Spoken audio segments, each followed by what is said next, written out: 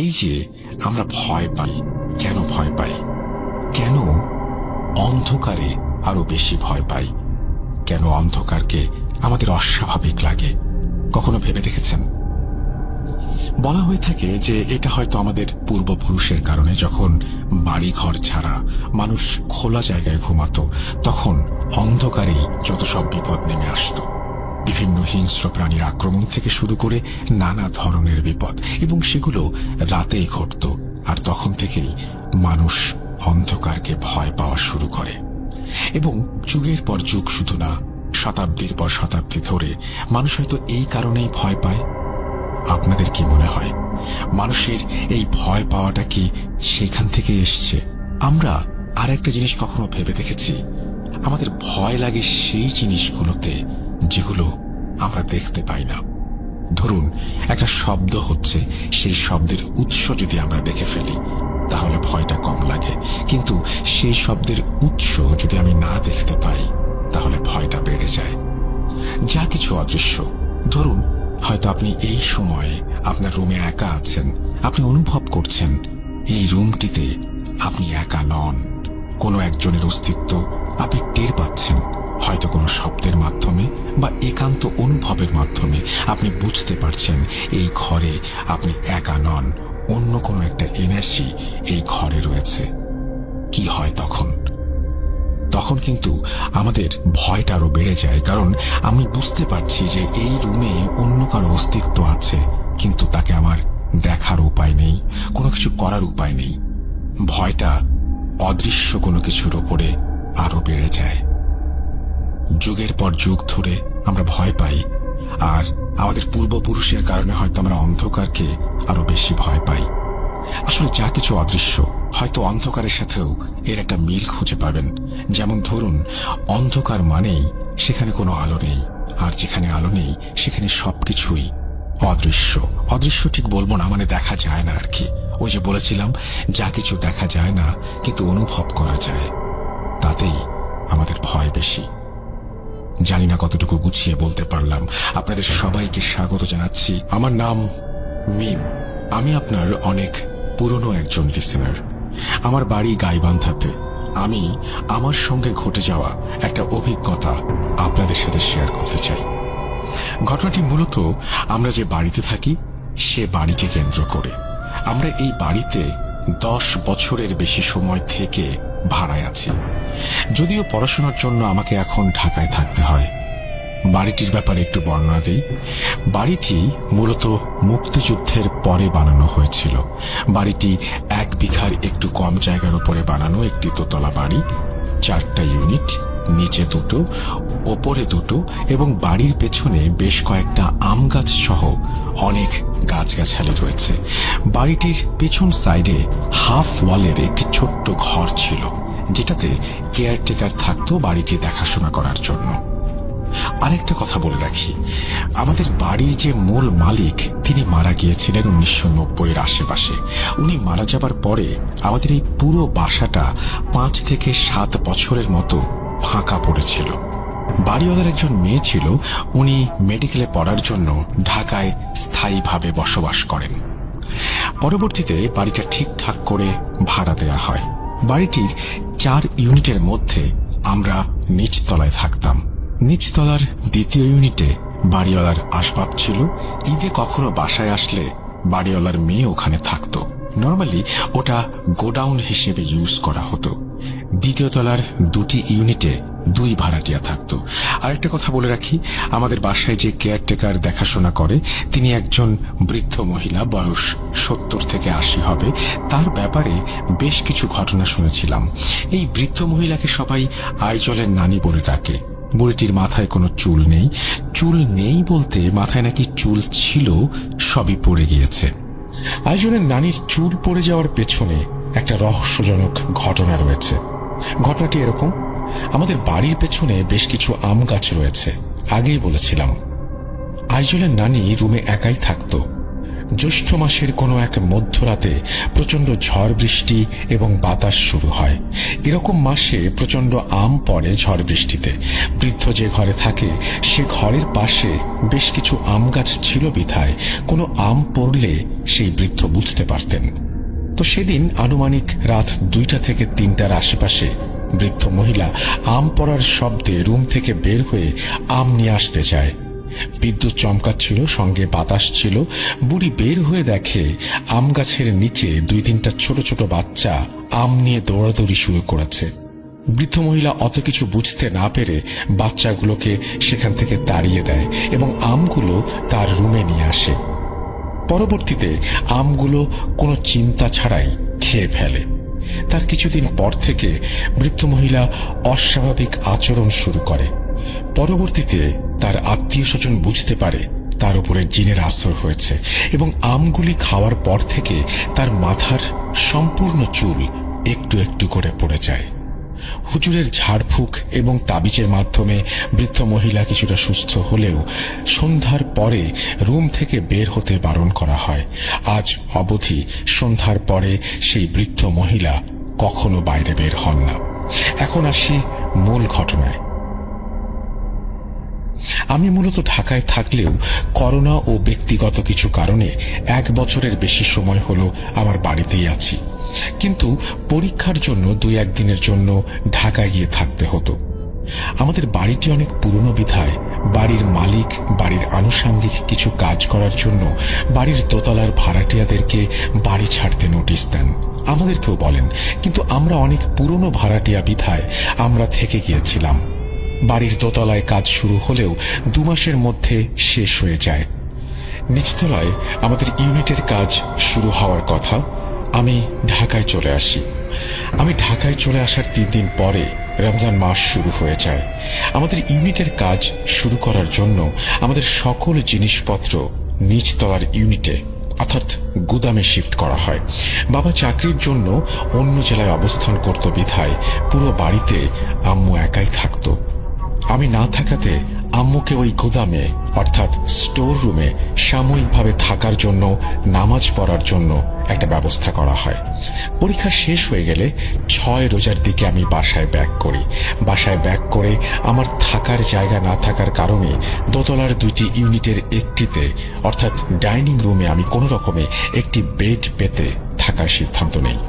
প্রথম 1-2 দিন কোনো সমস্যা না হলেও তৃতীয় দিন থেকে ছাদের টুকটাক শব্দ হওয়ার ব্যাপারটা ফিল করি।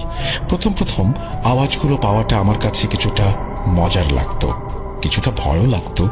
ব্যাপারটা আমি খুব সহজভাবে নিলাম। আম্মুর সঙ্গে ব্যাপারটা শেয়ার করলে আম্মু বলল, এরকম টুকটাক আওয়াজ আম্মুও শুনতে পায়। ওপর থেকে মার্বেল পাথর যদি পাকা মেঝেতে গড়িয়ে দেয়া হয় তাহলে যেরকম আওয়াজ হয় অনেকটা সেরকম। একটা জিনিস লক্ষ্য করেছি, কখনো বাতাস বেশি হতো, টুকটাক আওয়াজটাও তখন প্রচন্ড জোরে হতো এবং বেশি বেশি করে হতো। মনে হতো কে বা কারা আমাদের বাড়ির ছাদে বাতাসের মধ্যে নাচানাচি করছে এবং পাথর দিয়ে খেলছে। বাতাস বেশি হলে পাথর পড়ার শব্দটা অনেক জোরে জোরে হতো। আম্মু নিচতলায় থাকতো আর আমাকে নিয়ে টেনশন করতো জেগে জেগে।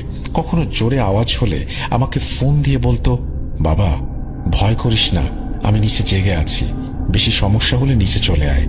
ছাদের শব্দের আওয়াজে আমি ঘুমাতে পারতাম না, মনে হতো এই বুঝি নিচে নেমে আসবে। এভাবে বেশ কিছুদিন কেটে যায়।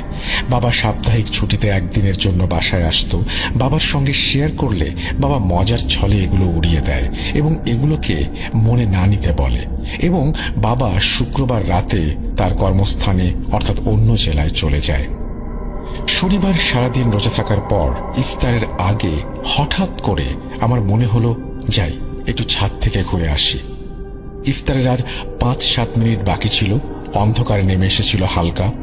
হঠাৎ করে আমার মনে হলো ছাদে যে আওয়াজ হয় এটা কিসের আওয়াজ হয়। আমি পুরো ছাদ তন্ন তন্ন করে খুঁজলাম। 2টো ইট পেয়েছিলাম। ইট 2টো বড় ছিল। ইট 2টো আমি ছাদ থেকে নিচে ফেলে দেই এবং আমি শিওর হই পুরো ছাদ মিলিয়ে আর একটিও ইটের টুকরো ছিল না। আর ভাবি ইটগুলো তো ফেলে দিলাম, তাহলে আজকে মনে হয় ছাদে আর আওয়াজ হবে না। ইফতার করে বাইরে গিয়েছিলাম। ঠিক সময় মতো বাসায় ফিরে রাতের খাবার খেয়ে আমি আমার সব জিনিসপত্র নিয়ে ওপরে যাই ঘুমাবার জন্য। কিছুক্ষণ থাকার পর বুঝতে পারলাম আজকের আওয়াজটা বেশি হচ্ছিল। আমি নিচতলায় আম্মুকে ফোন দিয়ে বললাম, আওয়াজটা কেন জানি আজকে বেশি বেশি হচ্ছে। আম্মু বলল, ভয় পেও না, কিছু হবে না। জোরে জোরে আওয়াজ হলে আম্মু নিচ থেকে শুনতে পেত। রাত 12টার পর থেকে হঠাৎ করে একটু বাতাসটা শুরু হয়েছিল, তখনই শুরু হলো মেইন ঘটনা। অন্যান্য দিন আস্তে আস্তে পাথর পড়ার আওয়াজ হলেও আজকে মনে হচ্ছিল বিশাল বড় বড় পাথর পড়ছে। আমার ওপর কেউ রেগে গিয়েছে প্রচন্ড পরিমাণে। সে তার রাগ ক্ষোভ দেখাচ্ছে আমাকে। আমি আওয়াজ পাচ্ছি আর ভেতরে ভেতরে একটু একটু ভয় পাচ্ছি। বাইরে বাতাস হওয়ার কারণে বাসায় বিদ্যুৎ চলে গিয়েছিল। আনুমানিক তখন সময় রাত 1টা। ছাদের এমন শব্দে আমার কখনো ঘুম ধরত না। সবসময় আতঙ্কে থাকতাম, এই বুঝি নেমে আসবে। কারেন্ট যাওয়ার কারণে আমি আমার দুটো ফোনের ফ্ল্যাশ লাইট অন করে বসেছিলাম। কিছুক্ষণের মধ্যে ফিল করি আমি যে ডাইনিং রুমে থাকতাম সেই ডাইনিং রুমের পাশের রুমে কেউ একজন বসে আছে। উদ্ভট একরকমের শব্দ আসছে। আমার পুরো শরীর শিউরে উঠেছিল। মনে হচ্ছিল কেউ একজন পাশের রুমে প্রচন্ড বিরক্তি নিয়ে, রাগ নিয়ে বসে আছে। আমাকে কিছু বোঝাতে চাচ্ছে, হয়তো আমার সাথে কথা বলতেও চাচ্ছে। গাছের ডাল দিয়ে মেঝেতে ঝাড়ু মারলে যেমন শব্দ হয় তেমন শব্দ হচ্ছে।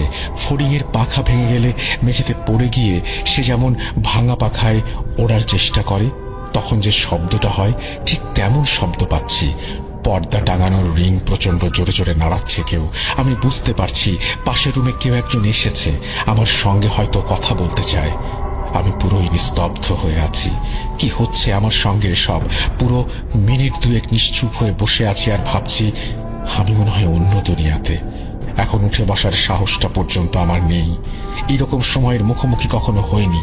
আমি জানি আমার কাছের কয়েকজন মানুষ জানে কেমন সময়ের মধ্য দিয়ে গিয়েছে সেই সময়গুলো। কিছুক্ষণ পরে আম্মুর ফোন আসে। আমি আম্মুর সঙ্গে কথা বলি। পাশের রুমের আওয়াজগুলো আস্তে আস্তে কমতে থাকে। রাতের সেহরি করে এসে আজানের পরে ঘুমিয়ে যাই।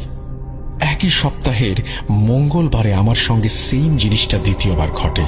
মঙ্গলবারে বাবা ছুটি নিয়ে বাসায় এসেছিল, এর জন্য সাহসটা একটু বেশি ছিল। পাশের রুমে কেউ একজন আসছে, পর্দার রিংয়ের শব্দ, মেঝেতে গাছের ডালের পাতা দিয়ে ঝাড়ু দেওয়ার শব্দ। আমি বুঝতে পারছি কেউ একজন এসেছে। হাতে একটা লাইটার, মোবাইলের আলো, এবং আমি একটা খুন্তি নিয়ে সাহস করে ঢুকে গিয়েছিলাম রুমে। হঠাৎ করে বেশি শব্দ হওয়ার কারণে বাবা ও আম্মু দুজনে একসঙ্গে দোতলায় চলে আসে। রুমটায় ঢোকার আগে ওনারা চলে এসেছিল। হয়তো ঢুকে গেলে আমার ক্ষতি হতে পারত। ব্যাপারগুলো বেশি বেশি হওয়ার কারণে তার পরদিন থেকেই আমি নিচে চলে আসি। 10 থেকে 15 দিনের মতো আমি এভাবে একা একা দোতলায় ছিলাম। কোনোদিনও ভোরের আলো না দেখা অবধি আমার ঘুম পেত না। আমার বাড়ির পাশে কয়েকটি বাড়ির কয়েকজন রয়েছে যারা জিন দ্বারা আক্রান্ত। আমি কোনোদিন চাই না আমার সঙ্গে এরকম ঘটনা ঘটুক, এমন ঘটনার সাক্ষী হই। ঘটনাটা ভালো লাগলে অবশ্যই নিজের মতো করে পড়ে শোনাবেন, আমার জন্য দোয়া করবেন এবং ভালো থাকবেন। ঘটনাটি ব্রাহ্মণবাড়িয়া সদরের একটি বাসা কেন্দ্রিক। আমাদের বাসা বানানোর কাজ চলাকালীন সময়ে আমরা একটি নতুন বাসায় উঠি। আমি আগে আমার বাসার বর্ণনা তুলে ধরছি। বাসাটি ছিল অনেক পুরনো, 3 তলা। আমরা ছিলাম তার 2 তলাতে। বাসাটির 2 তলার সাথে লাগালাগিভাবে একটি 1 তলা বাসা ছিল। 1 তলা বাসাটির ছাদ আমাদের বাসাটির 2 তলার সাথে লাগানো ছিল, মানে অল্প দূরত্বে। বলে রাখা ভালো, পাশের বাসার ছাদের ওপর একটি রুম ছিল যা সবসময় তালা লাগানো অবস্থায় থাকত। প্রথম ঘটনা, প্রথম দিন বাসায় ওঠার পর রাতে ঘুমোতে যাওয়ার আগে আমার আম্মু খেয়াল করেন যে পাশের ছাদে 2টা ছায়ামূর্তি ছাদের এক মাথা থেকে অন্য মাথায় তারা দৌড়াদৌড়ি করছে। আম্মু প্রথমে ভাবে ছায়ামূর্তি দুটো হয়তো আমাদের বাসার 3 তলার কারণ হলো পাশাপাশি ছাদ হওয়ার কারণে এই বাসার লাইটের আলো ওই ছাদে গিয়ে পড়ে। একটু পর খেয়াল করে ছায়ামূর্তি 2টা পাশের বাড়ির ছাদের রুমের দিকে মিলিয়ে যায়। ঘটনা 2, শীতের সময় হওয়ায় সন্ধ্যার পর জানালা লাগিয়ে দিত আম্মু। বলে রাখা ভালো, জানালাগুলো ছিল কাঠের বড় পাল্লার। আমি তখন আমার টেবিলে বসে পড়ছিলাম। হঠাৎ করে জানালায় অনেক জোরে থাপ্পড় দেওয়ার শব্দে আমরা সবাই অবাক হয়ে যাই। স্তব্ধতা কাটিয়ে জানালা খুলে কাউকে খুঁজে পাওয়া যায় না আর। তারপর থেকে নিয়মিত প্রতিদিন জানালায় থাপ্পড় দেওয়ার শব্দে পুরো বাসা কেঁপে উঠত, আর আমরা নির্বাক হয়ে তাকিয়ে থাকতাম। ঘটনা 3। একদিন রাতে আনুমানিক 1টা থেকে 1:30টার মধ্যে আমাদের ঘুম ভেঙে যায় আম্মুর চিল্লাচিল্লিতে। ঘুম থেকে উঠে ঘটনা যা শুনি তা ছিল অবাক করা। আম্মু নাকি শুনতে পায় আপুর রুম থেকে কিছু ভাঙার শব্দ। তারপর আম্মু আপুর রুমে গিয়ে দেখে আপুর রুমের জানালা খোলা। আপুর চুলগুলো ছিল এলোমেলো। আপুর একটা হাত ছিল জানালার বাইরে। আম্মুর সাথে সাথে আপুকে ধরে জানালার পাশ থেকে নিয়ে আসে এবং আম্মু খেয়াল করে আপুর হাতে খামচে ধরার দাগ। ওই রাতে আমরা সবাই একসাথে ঘুমাই এবং রাতে আর কিছু হয় না। ঘটনা 4। আমরা সবাই ঘুমের প্রস্তুতি নিচ্ছিলাম। ঠিক তখনই পাশের ছাদ থেকে নুপুরের শব্দে সবাই অবাক হয়ে যায়। প্রথমে আস্তে আস্তে, তারপরে শব্দটা প্রকট হতে থাকে। আমাদের কারোরই সাহস হচ্ছিল না জানলা খুলে দেখার। ঠিক কতক্ষণ ছিল মনে নেই। আস্তে আস্তে সব স্বাভাবিক। আমরা আসলে এতদিনে মোটামুটি বিরক্ত এই সবে। আম্মু একজন হুজুরের কাছে যাওয়ার সিদ্ধান্ত নেয়। হুজুর কিছু একটা লিখে দেয় এবং বলে এগুলো জানালার উপরে লাগিয়ে দিতে। আমরা তা করি। তারপর থেকে জানালায় আর কোনো শব্দ হয় না। তারপর থেকে শুরু হয় অন্য একটি সমস্যা। রাত হলেই আমাদের পুরো বাসা রান্নার ঘ্রাণে মুখরিত হয়ে যেত। তার সাথে জোরে জোরে বাটার শব্দ, মনে হয় কোনো কিছু বাটা হচ্ছে। প্রথম দিন আমরা ভেবেছিলাম হয়তো ওপরের তলাতে কেউ শব্দ করছে, কিন্তু 3-4 দিন একটানা শব্দ হওয়ার পর আম্মু ওপরের আন্টিদের জিজ্ঞেস করলে তারা বলে রাতে তারা রান্নাই করে না এবং এই শব্দটা তারাও পায় এবং তারা এটার সাথে অভ্যস্ত। আম্মু তখন একে একে আমাদের সাথে ঘটে যাওয়া কাহিনীগুলো বলতে থাকে। তারপর আন্টি আম্মুকে ব্যাপারটা খুলে বলে। বাসার ছাদে তারা কেউ সন্ধ্যার পরে আসে না। তাদের সাথেও অনেক ধরনের ঘটনা ঘটেছে। শুধু তাই না, তারা এই বাসাটি একতলা থেকে ওপরে বাড়াতেও পারে না। কাজ শুরু হলে কোনো না কোনোভাবে সেটি বন্ধ হয়ে যায়। অনেক হুজুরকে দেখানোর পরও তারা কোনো সমাধান করতে পারেনি। তাই সবার উত্তর একটাই, এই জায়গাটায় জিনরা চলাচল করে। এটা তাদের রাস্তা, যেটা বন্ধ করা কারো পক্ষে সম্ভব না। আমাদের এই ফ্ল্যাটটাতে বেশি দিন কেউ থাকতে পারে না। আগে যারা ছিল তারাও এসব কারণে বাসাটি ছেড়ে দেয়। দেখতে দেখতে আমাদের বাসা বানানো সম্পূর্ণ হয়ে যায়। আমরাও চলে যাই এখান থেকে। ওই বাসাটা ওভাবেই আছে। এলাকার সবাই চেনে ওই বাসাটিকে। আমি ব্রাহ্মণবাড়িয়া থেকে বলছি। আমার নাম সিয়াম। আমি 9ম শ্রেণীর ছাত্র। এখন আমি যে ঘটনাটি বলবো এটা আমার ফ্রেন্ড তামিম, তার সাথে ঘটে যাওয়া একটি ঘটনা। তামিম নামটি ছদ্ম একটা নাম ব্যবহার করা হয়েছে। জানি না ঘটনাটা কতটা ভয়াবহ। ঘটনাটি বিশ্বাস করা বা না করা আপনাদের ব্যাপার। আমি তামিমের ভাষায় ঘটনাটি বলছি। সময়টা 2012 শেষ এবং 2013 শুরুর দিকের ঘটনা। আমার বয়স তখন 5 বছর। আমরা গ্রামের বাড়িতে থাকতাম। আমার লেখাপড়ার জন্য আমরা গ্রাম থেকে ব্রাহ্মণবাড়িয়া শহরে এসেছিলাম 2012 সালের 29 ডিসেম্বর। তখন আমি ছোট, নতুন শহরে আসছিলাম। সবকিছুই নতুন ছিল আমার জন্য।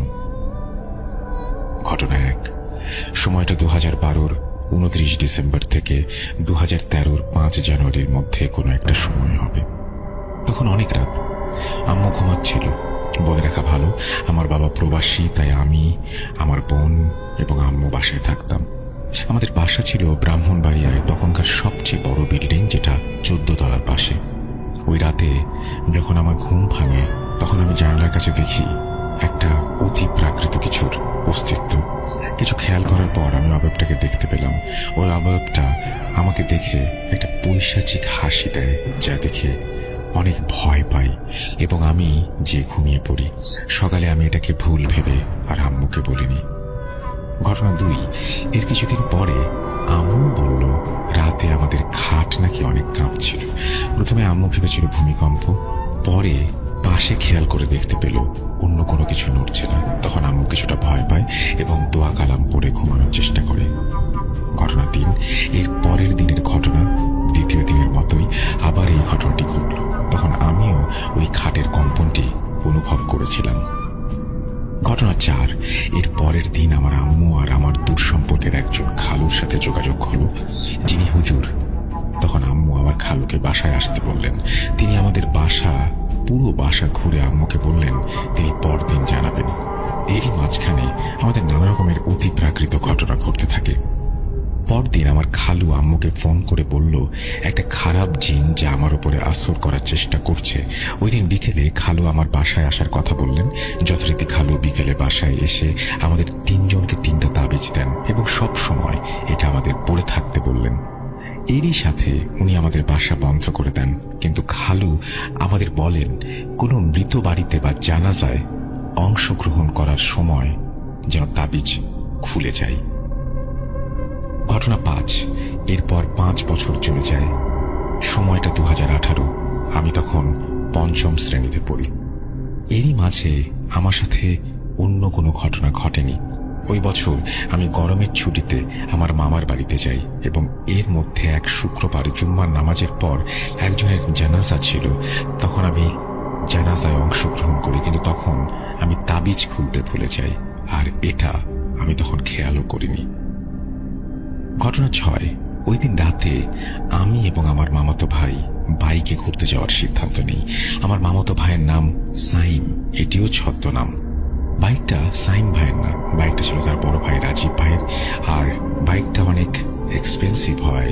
সাইম ভাই খুব ভালোভাবে চালাতে না পারায় রাজীব ভাই বাইকটা সাইম ভাইকে দিতে চাইতো না। ওই দিন রাজীব ভাই বাড়িতে না থাকায় আমরা সবাই লুকিয়ে লুকিয়ে ঘুরতে যাওয়ার সিদ্ধান্ত নেই। ঘটনা 7, আমরা প্রায় 11:30টার দিকে বাসা থেকে বের হই। অনেক সময় ঘোরার পর সাইম ভাই বলল তার বন্ধুর বাসায় যাবে, তাই আমরা তার বন্ধুর বাসায় যাই। ওখানে সাইম ভাইয়ের বন্ধুর সাথে অনেক সময় কথা বলার পর আমরা বাসায় চলে আসলাম। তখন অনেক রাত। মাঝখানে রাস্তায় অনেক সময় চলার পরও আমাদের যেন রাস্তা শেষ হচ্ছিল না। তখন আমি এবং আমার মামাতো ভাই তো নানা রকম ভয়ানক শব্দ শুনছি। তখন আমার মামাতো ভাই আয়াতুল কুরসি পড়তে শুরু করলো এবং ওই মায়াজাল থেকে বেরিয়ে আসলো এবং তাড়াতাড়ি সামনের এলাকার মসজিদে আমরা দুজনে ঢুকে পড়ি।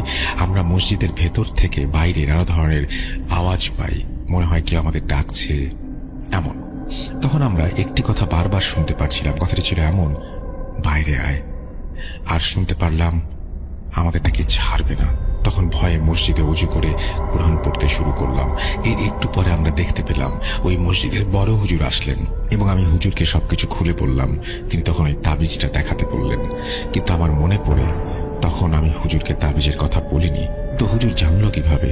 তখন আমি এই বিষয়টি খেয়ালও করিনি তেমন। তারপর হুজুর আমাকে তাবিজটি ফিরিয়ে দেয় এবং আমাকে তাবিজ পড়তে বলে। আবার হুজুর আমাদের বলল একটু পর ফজরের নামাজ পড়ে আমরা যেন বাসায় যাই। হুজুর আমাদের আরো বললেন আমার সাথে আর কিছু হবে না। এটা বলে হুজুর বাইরে চলে যান। ওই রাতে ফজরের নামাজের সময় আমার আরেক মামাতো ভাই নামাজ পড়তে আসে, যার নাম শরীফ। তিনি 5 ওয়াক্ত নামাজ পড়তেন। শরীফ ভাইকে দেখে আমরা তখন ঘটনাটি বলতে পারিনি।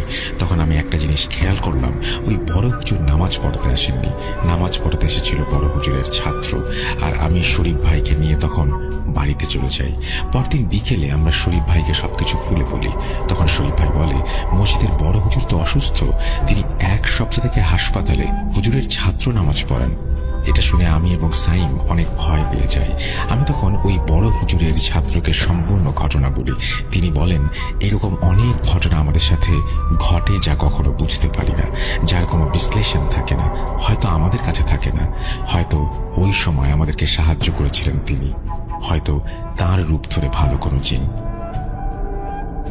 এরপর আমার সাথে আর কোনো ঘটনা ঘটেনি এই বলে আমার বন্ধু তামিম তার ঘটনা শেষ করে। জানি না ঘটনাটি কতটা ভয়াবহ হয়েছে, কিন্তু তামিম বলে ঘটনাটি সম্পূর্ণ সত্যি। লেখায় ভুল ত্রুটি হলে ক্ষমা করবেন। ঘটনাটি আমি অনেক আগে শুনেছিলাম, কিন্তু এখানে একটা কিছু নতুন করে যুক্ত করিনি, বরং আমার অনেক কিছু বাদ দিয়ে ঘটনাটি আমি লিখেছি। আমার নিজস্ব নাম্বার না থাকায় আমি নাম্বার দিতে পারলাম না। সাল 1968, সময় বর্ষাকাল, চারিদিকে থই থই পানি। আমার বয়স তখন 8 বছর এবং ছোট ভাইয়ের বয়স মাত্র 2 বছর। রাত আনুমানিক 1টা বা 2টা হবে। সবাই গভীর ঘুমে মগ্ন। হঠাৎ মায়ের খুব বাইরে যাবার দরকার পড়ে, তাই ডেকে উঠান আমাকে। তখনকার সময়ে ল্যাম্প, হ্যারিকেন এগুলোই ছিল। তাই মা আমার হাতে একটি হ্যারিকেন দিয়ে দরজা থেকে সামান্য একটু সামনে দাঁড় করিয়ে রাখে। কম বেশি সবাই জেনে থাকবেন যে গ্রাম অঞ্চলের টয়লেট বাসা থেকে কিছুটা দূরে হয়, আর টয়লেটে এই যে আমরা ভয় পাই, কেন ভয় পাই? কেন অন্ধকারে আরো বেশি ভয় পাই? কেন অন্ধকারকে আমাদের অস্বাভাবিক লাগে? কখনো ভেবে দেখেছেন? বলা হয়ে থাকে যে এটা হয়তো আমাদের পূর্বপুরুষের কারণে, যখন বাড়ি ঘর ছাড়া মানুষ খোলা জায়গায় ঘুমাতো, তখন অন্ধকারেই যত সব বিপদ নেমে আসতো। বিভিন্ন হিংস্র প্রাণীর আক্রমণ থেকে শুরু করে নানা ধরনের বিপদ, এবং সেগুলো রাতেই ঘটত। আর তখন থেকেই মানুষ অন্ধকারকে ভয় পাওয়া শুরু করে, এবং যুগের পর যুগ, শুধু না, শতাব্দীর পর শতাব্দী ধরে মানুষ হয়তো এই কারণেই ভয় পায়। আপনাদের কি মনে হয়, মানুষের এই ভয় পাওয়াটা কি সেখান থেকে এসছে? আমরা আর একটা জিনিস কখনো ভেবে দেখেছি? আমাদের ভয় লাগে সেই জিনিসগুলোতে যেগুলো আমরা দেখতে পাই না। ধরুন, একটা শব্দ হচ্ছে, সেই শব্দের উৎস যদি আমরা দেখে ফেলি তাহলে ভয়টা কম লাগে, কিন্তু সেই শব্দের উৎস যদি আমি না দেখতে পাই তাহলে ভয়টা বেড়ে যায়। যা কিছু অদৃশ্য, ধরুন হয়তো আপনি এই সময়ে আপনার রুমে একা আছেন, আপনি অনুভব করছেন এই রুমটিতে আপনি একা নন, কোনো একজনের অস্তিত্ব আপনি টের পাচ্ছেন। হয়তো কোনো শব্দের মাধ্যমে বা একান্ত অনুভবের মাধ্যমে আপনি বুঝতে পারছেন এই ঘরে আপনি একা নন, অন্য কোনো একটা এনার্জি এই ঘরে রয়েছে। কি হয় তখন? তখন কিন্তু আমাদের ভয়টা আরো বেড়ে যায়, কারণ আমি বুঝতে পারছি যে এই রুমে অন্য কারো অস্তিত্ব আছে, কিন্তু তাকে আমার দেখার উপায় নেই, কোনো কিছু করার উপায় নেই। ভয়টা অদৃশ্য কোনো কিছুর ওপরে আরো বেড়ে যায়। যুগের পর যুগ ধরে আমরা ভয় পাই, আর আমাদের পূর্বপুরুষের কারণে হয়তো আমরা অন্ধকারকে আরো বেশি ভয় পাই। আসলে যা কিছু অদৃশ্য, হয়তো অন্ধকারের সাথেও এর একটা মিল খুঁজে পাবেন। যেমন ধরুন, অন্ধকার মানেই সেখানে কোনো আলো নেই, আর যেখানে আলো নেই সেখানে সবকিছুই অদৃশ্য। অদৃশ্য ঠিক বলবো না, মানে দেখা যায় না আর কি। ওই যে বলেছিলাম, যা কিছু দেখা যায় না কিন্তু অনুভব করা যায়, তাতেই আমাদের ভয় বেশি। জানি না কতটুকু গুছিয়ে বলতে পারলাম। আপনাদের সবাইকে স্বাগত জানাচ্ছি। আমার নাম মিম। আমি আপনার অনেক পুরনো একজন লিসেনার। আমার বাড়ি গাইবান্ধাতে। আমি আমার সঙ্গে ঘটে যাওয়া একটা অভিজ্ঞতা আপনাদের সাথে শেয়ার করতে চাই। ঘটনাটি মূলত আমরা যে বাড়িতে থাকি সে বাড়িকে কেন্দ্র করে। আমরা এই বাড়িতে 10 বছরের বেশি সময় থেকে ভাড়ায় আছি। যদিও পড়াশোনার জন্য আমাকে এখন ঢাকায় থাকতে হয়। বাড়িটির ব্যাপারে একটু বর্ণনা দেই। বাড়িটি মূলত মুক্তিযুদ্ধের পরে বানানো হয়েছিল। বাড়িটি 1 বিঘার একটু কম জায়গার উপরে বানানো একটি দোতলা বাড়ি, 4টা ইউনিট, নিচে 2টো, ওপরে 2টো, এবং বাড়ির পেছনে বেশ কয়েকটা আম গাছ সহ অনেক গাছগাছালি রয়েছে। বাড়িটির পেছন সাইডে হাফ ওয়ালের একটি ছোট্ট ঘর ছিল, যেটাতে কেয়ারটেকার থাকতো বাড়িটি দেখাশোনা করার জন্য। আরেকটা কথা বলে রাখি, আমাদের বাড়ির যে মূল মালিক তিনি মারা গিয়েছিলেন 1990-এর আশেপাশে। উনি মারা যাবার পরে আমাদের এই পুরো বাসাটা 5 থেকে 7 বছরের মতো ফাঁকা পড়েছিল।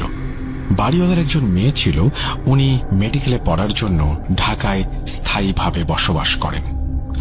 পরবর্তীতে বাড়িটা ঠিকঠাক করে ভাড়া দেয়া হয়। বাড়িটির 4 ইউনিটের মধ্যে আমরা নিচতলায় থাকতাম। নিচতলার 2য় ইউনিটে বাড়িওয়ালার আসবাব ছিল। ঈদে কখনো বাসায় আসলে বাড়িওয়ালার মেয়ে ওখানে থাকতো। নর্মালি ওটা গোডাউন হিসেবে ইউজ করা হতো। 2য় তলার 2টি ইউনিটে 2 ভাড়াটিয়া থাকতো। আরেকটা কথা বলে রাখি, আমাদের বাসায় যে কেয়ারটেকার দেখাশোনা করে তিনি একজন বৃদ্ধ মহিলা, বয়স 70 থেকে 80 হবে। তার ব্যাপারে বেশ কিছু ঘটনা শুনেছিলাম। এই বৃদ্ধ মহিলাকে সবাই আইজলের নানি বলে ডাকে। বুড়িটির মাথায় কোনো চুল নেই। চুল নেই বলতে মাথায় নাকি চুল ছিল, সবই পড়ে গিয়েছে। আইজলের নানির চুল পড়ে যাওয়ার পেছনে একটা রহস্যজনক ঘটনা রয়েছে। ঘটনাটি এরকম, আমাদের বাড়ির পেছনে বেশ কিছু আম গাছ রয়েছে। আগেই বলেছিলাম, আইজলের নানি রুমে একাই থাকতো। জ্যৈষ্ঠ মাসের কোনো এক মধ্যরাতে প্রচণ্ড ঝড় বৃষ্টি এবং বাতাস শুরু হয়। এরকম মাসে প্রচণ্ড আম পড়ে ঝড় বৃষ্টিতে। বৃদ্ধ যে ঘরে থাকে সে ঘরের পাশে বেশ কিছু আম গাছ ছিল বিধায় কোনো আম পড়লে সেই বৃদ্ধ বুঝতে পারতেন। তো সেদিন আনুমানিক রাত 2টা থেকে 3টার আশেপাশে বৃদ্ধ মহিলা আম পড়ার শব্দে রুম থেকে বের হয়ে আম নিয়ে আসতে চায়। বিদ্যুৎ চমকাচ্ছিল, সঙ্গে বাতাস ছিল। বুড়ি বের হয়ে দেখে আম গাছের নিচে 2-3টা ছোট ছোট বাচ্চা আম নিয়ে দৌড়াদৌড়ি শুরু করেছে। বৃদ্ধ মহিলা অত কিছু বুঝতে না পেরে বাচ্চাগুলোকে সেখান থেকে তাড়িয়ে দেয় এবং আমগুলো তার রুমে নিয়ে আসে। পরবর্তীতে আমগুলো কোনো চিন্তা ছাড়াই খেয়ে ফেলে। তার কিছুদিন পর থেকে বৃদ্ধ মহিলা অস্বাভাবিক আচরণ শুরু করে। পরবর্তীতে তার আত্মীয় স্বজন বুঝতে পারে তার উপরে জিনের আসর হয়েছে এবং আমগুলি খাওয়ার পর থেকে তার মাথার সম্পূর্ণ চুল একটু একটু করে পড়ে যায়। হুজুরের ঝাড়ফুঁক এবং তাবিজের মাধ্যমে বৃদ্ধ মহিলা কিছুটা সুস্থ হলেও সন্ধ্যার পরে রুম থেকে বের হতে বারণ করা হয়। আজ অবধি সন্ধ্যার পরে সেই বৃদ্ধ মহিলা কখনো বাইরে বের হন না। এখন আসি মূল ঘটনায়। আমি মূলত ঢাকায় থাকলেও করোনা ও ব্যক্তিগত কিছু কারণে 1 বছরের বেশি সময় হলো আমার বাড়িতেই আছি। কিন্তু পরীক্ষার জন্য 2-1 দিনের জন্য ঢাকায় গিয়ে থাকতে হতো। আমাদের বাড়িটি অনেক পুরনো বিধায় বাড়ির মালিক বাড়ির আনুষঙ্গিক কিছু কাজ করার জন্য বাড়ির দোতলার ভাড়াটিয়াদেরকে বাড়ি ছাড়তে নোটিশ দেন। আমাদেরকেও বলেন, কিন্তু আমরা অনেক পুরনো ভাড়াটিয়া বিধায় আমরা থেকে গিয়েছিলাম। বাড়ির দোতলায় কাজ শুরু হলেও 2 মাসের মধ্যে শেষ হয়ে যায়। নিচতলায় আমাদের ইউনিটের কাজ শুরু হওয়ার কথা। আমি ঢাকায় চলে আসি। আমি ঢাকায় চলে আসার 3 দিন পরে রমজান মাস শুরু হয়ে যায়। আমাদের ইউনিটের কাজ শুরু করার জন্য আমাদের সকল জিনিসপত্র নিচতলার ইউনিটে অর্থাৎ গুদামে শিফট করা হয়। বাবা চাকরির জন্য অন্য জেলায় অবস্থান করত বিধায় পুরো বাড়িতে আম্মু একাই থাকতো। আমি না থাকাতে আম্মুকে ওই গুদামে অর্থাৎ স্টোর রুমে সাময়িকভাবে থাকার জন্য নামাজ পড়ার জন্য একটা ব্যবস্থা করা হয়। পরীক্ষা শেষ হয়ে গেলে 6 রোজার দিকে আমি বাসায় ব্যাক করি। বাসায় ব্যাক করে আমার থাকার জায়গা না থাকার কারণে দোতলার 2টি ইউনিটের একটিতে অর্থাৎ ডাইনিং রুমে আমি কোনো রকমে একটি বেড পেতে থাকার সিদ্ধান্ত নেই। প্রথম 1-2 দিন কোনো সমস্যা না হলেও তৃতীয় দিন থেকে ছাদের টুকটাক শব্দ হওয়ার ব্যাপারটা ফিল করি। প্রথম আওয়াজগুলো পাওয়াটা আমার কাছে কিছুটা মজার লাগতো, কিছুটা ভয়ও লাগতো। ব্যাপারটা আমি খুব সহজভাবে নিলাম। আম্মুর সঙ্গে ব্যাপারটা শেয়ার করলে আম্মু বলল, এরকম টুকটাক আওয়াজ আম্মুও শুনতে পায়। ওপর থেকে মার্বেল পাথর যদি পাকা মেঝেতে গড়িয়ে দেওয়া হয় তাহলে যেরকম আওয়াজ হয় অনেকটা সেরকম। একটা জিনিস লক্ষ্য করেছি, কখনো বাতাস বেশি হতো, টুকটাক আওয়াজটাও তখন প্রচণ্ড জোরে হতো এবং বেশি বেশি করে হতো। মনে হতো কে বা কারা আমাদের বাড়ির ছাদে বাতাসের মধ্যে নাচানাচি করছে এবং পাথর দিয়ে খেলছে। বাতাস বেশি হলে পাথর পড়ার শব্দটা অনেক জোরে জোরে হতো। আম্মু নিচতলায় থাকতো আর আমাকে নিয়ে টেনশন করতো জেগে জেগে। কখনো জোরে আওয়াজ হলে আমাকে ফোন দিয়ে বলতো, বাবা ভয় করিস না, আমি নিচে জেগে আছি, বেশি সমস্যা হলে নিচে চলে আয়। ছাদের শব্দের আওয়াজে আমি ঘুমাতে পারতাম না, মনে হতো এই বুঝি নিচে নেমে আসবে। এভাবে বেশ কিছুদিন কেটে যায়। বাবা সাপ্তাহিক ছুটিতে 1 দিনের জন্য বাসায় আসতো। বাবার সঙ্গে শেয়ার করলে বাবা মজার ছলে এগুলো উড়িয়ে দেয় এবং এগুলোকে মনে না নিতে বলে। এবং বাবা শুক্রবার রাতে তার কর্মস্থানে অর্থাৎ অন্য জেলায় চলে যায়। শনিবার সারাদিন রোজা থাকার পর ইফতারের আগে হঠাৎ করে আমার মনে হলো, যাই একটু ছাদ থেকে ঘুরে আসি। ইফতারের আর 5-7 মিনিট বাকি ছিল। অন্ধকার নেমে এসেছিল হালকা। হঠাৎ করে আমার মনে হলো, ছাদে যে আওয়াজ হয় এটা কিসের আওয়াজ হয়। আমি পুরো ছাদ তন্ন তন্ন করে খুঁজলাম। 2টো ইট পেয়েছিলাম। ইট 2টো বড় ছিল। ইট 2টো আমি ছাদ থেকে নিচে ফেলে দেই এবং আমি শিওর হই পুরো ছাদ মিলিয়ে আর একটিও ইটের টুকরো ছিল না। আর ভাবি, ইটগুলো তো ফেলে দিলাম, তাহলে আজকে মনে হয় ছাদে আর আওয়াজ হবে না। ইফতার করে বাইরে গিয়েছিলাম। ঠিক সময় মতো বাসায় ফিরে রাতের খাবার খেয়ে আমি আমার সব জিনিসপত্র নিয়ে ওপরে যাই ঘুমাবার জন্য। কিছুক্ষণ থাকার পর বুঝতে পারলাম আজকের আওয়াজটা বেশি হচ্ছিল। আমি নিচতলায় আম্মুকে ফোন দিয়ে বললাম, আওয়াজটা কেন জানি আজকে বেশি বেশি হচ্ছে। আম্মু বলল, ভয় পেও না, কিছু হবে না। জোরে জোরে আওয়াজ হলে আম্মু নিচ থেকে শুনতে পেত। রাত 12টার পর থেকে হঠাৎ করে একটু বাতাসটা শুরু হয়েছিল। তখনই শুরু হলো মেইন ঘটনা। অন্যান্য দিন আস্তে আস্তে পাথর পড়ার আওয়াজ হলেও আজকে মনে হচ্ছিল বিশাল বড় বড় পাথর পড়ছে। আমার ওপর কেউ রেগে গিয়েছে প্রচন্ড পরিমাণে। সে তার রাগ ক্ষোভ দেখাচ্ছে আমাকে। আমি আওয়াজ পাচ্ছি আর ভেতরে ভেতরে একটু একটু ভয় পাচ্ছি। বাইরে বাতাস হওয়ার কারণে বাসায় বিদ্যুৎ চলে গিয়েছিল। আনুমানিক তখন সময় রাত 1টা। ছাদের এমন শব্দে আমার কখনো ঘুম ধরত না। সবসময় আতঙ্কে থাকতাম, এই বুঝি নেমে আসবে। কারেন্ট যাওয়ার কারণে আমি আমার দুটো ফোনের ফ্ল্যাশ লাইট অন করে বসেছিলাম। কিছুক্ষণের মধ্যে ফিল করি আমি যে ডাইনিং রুমে থাকতাম সেই ডাইনিং রুমের পাশের রুমে কেউ একজন বসে আছে। উদ্ভট একরকমের শব্দ আসছে। আমার পুরো শরীর শিউরে উঠেছিল। মনে হচ্ছিল কেউ একজন পাশের রুমে প্রচন্ড বিরক্তি নিয়ে, রাগ নিয়ে বসে আছে। আমার কিছু বোঝাতে চাচ্ছে, হয়তো আমার সাথে কথা বলতেও চাচ্ছে। গাছের ডাল দিয়ে মেঝেতে ঝাড়ু মারলে যেমন শব্দ হয় তেমন শব্দ হচ্ছে।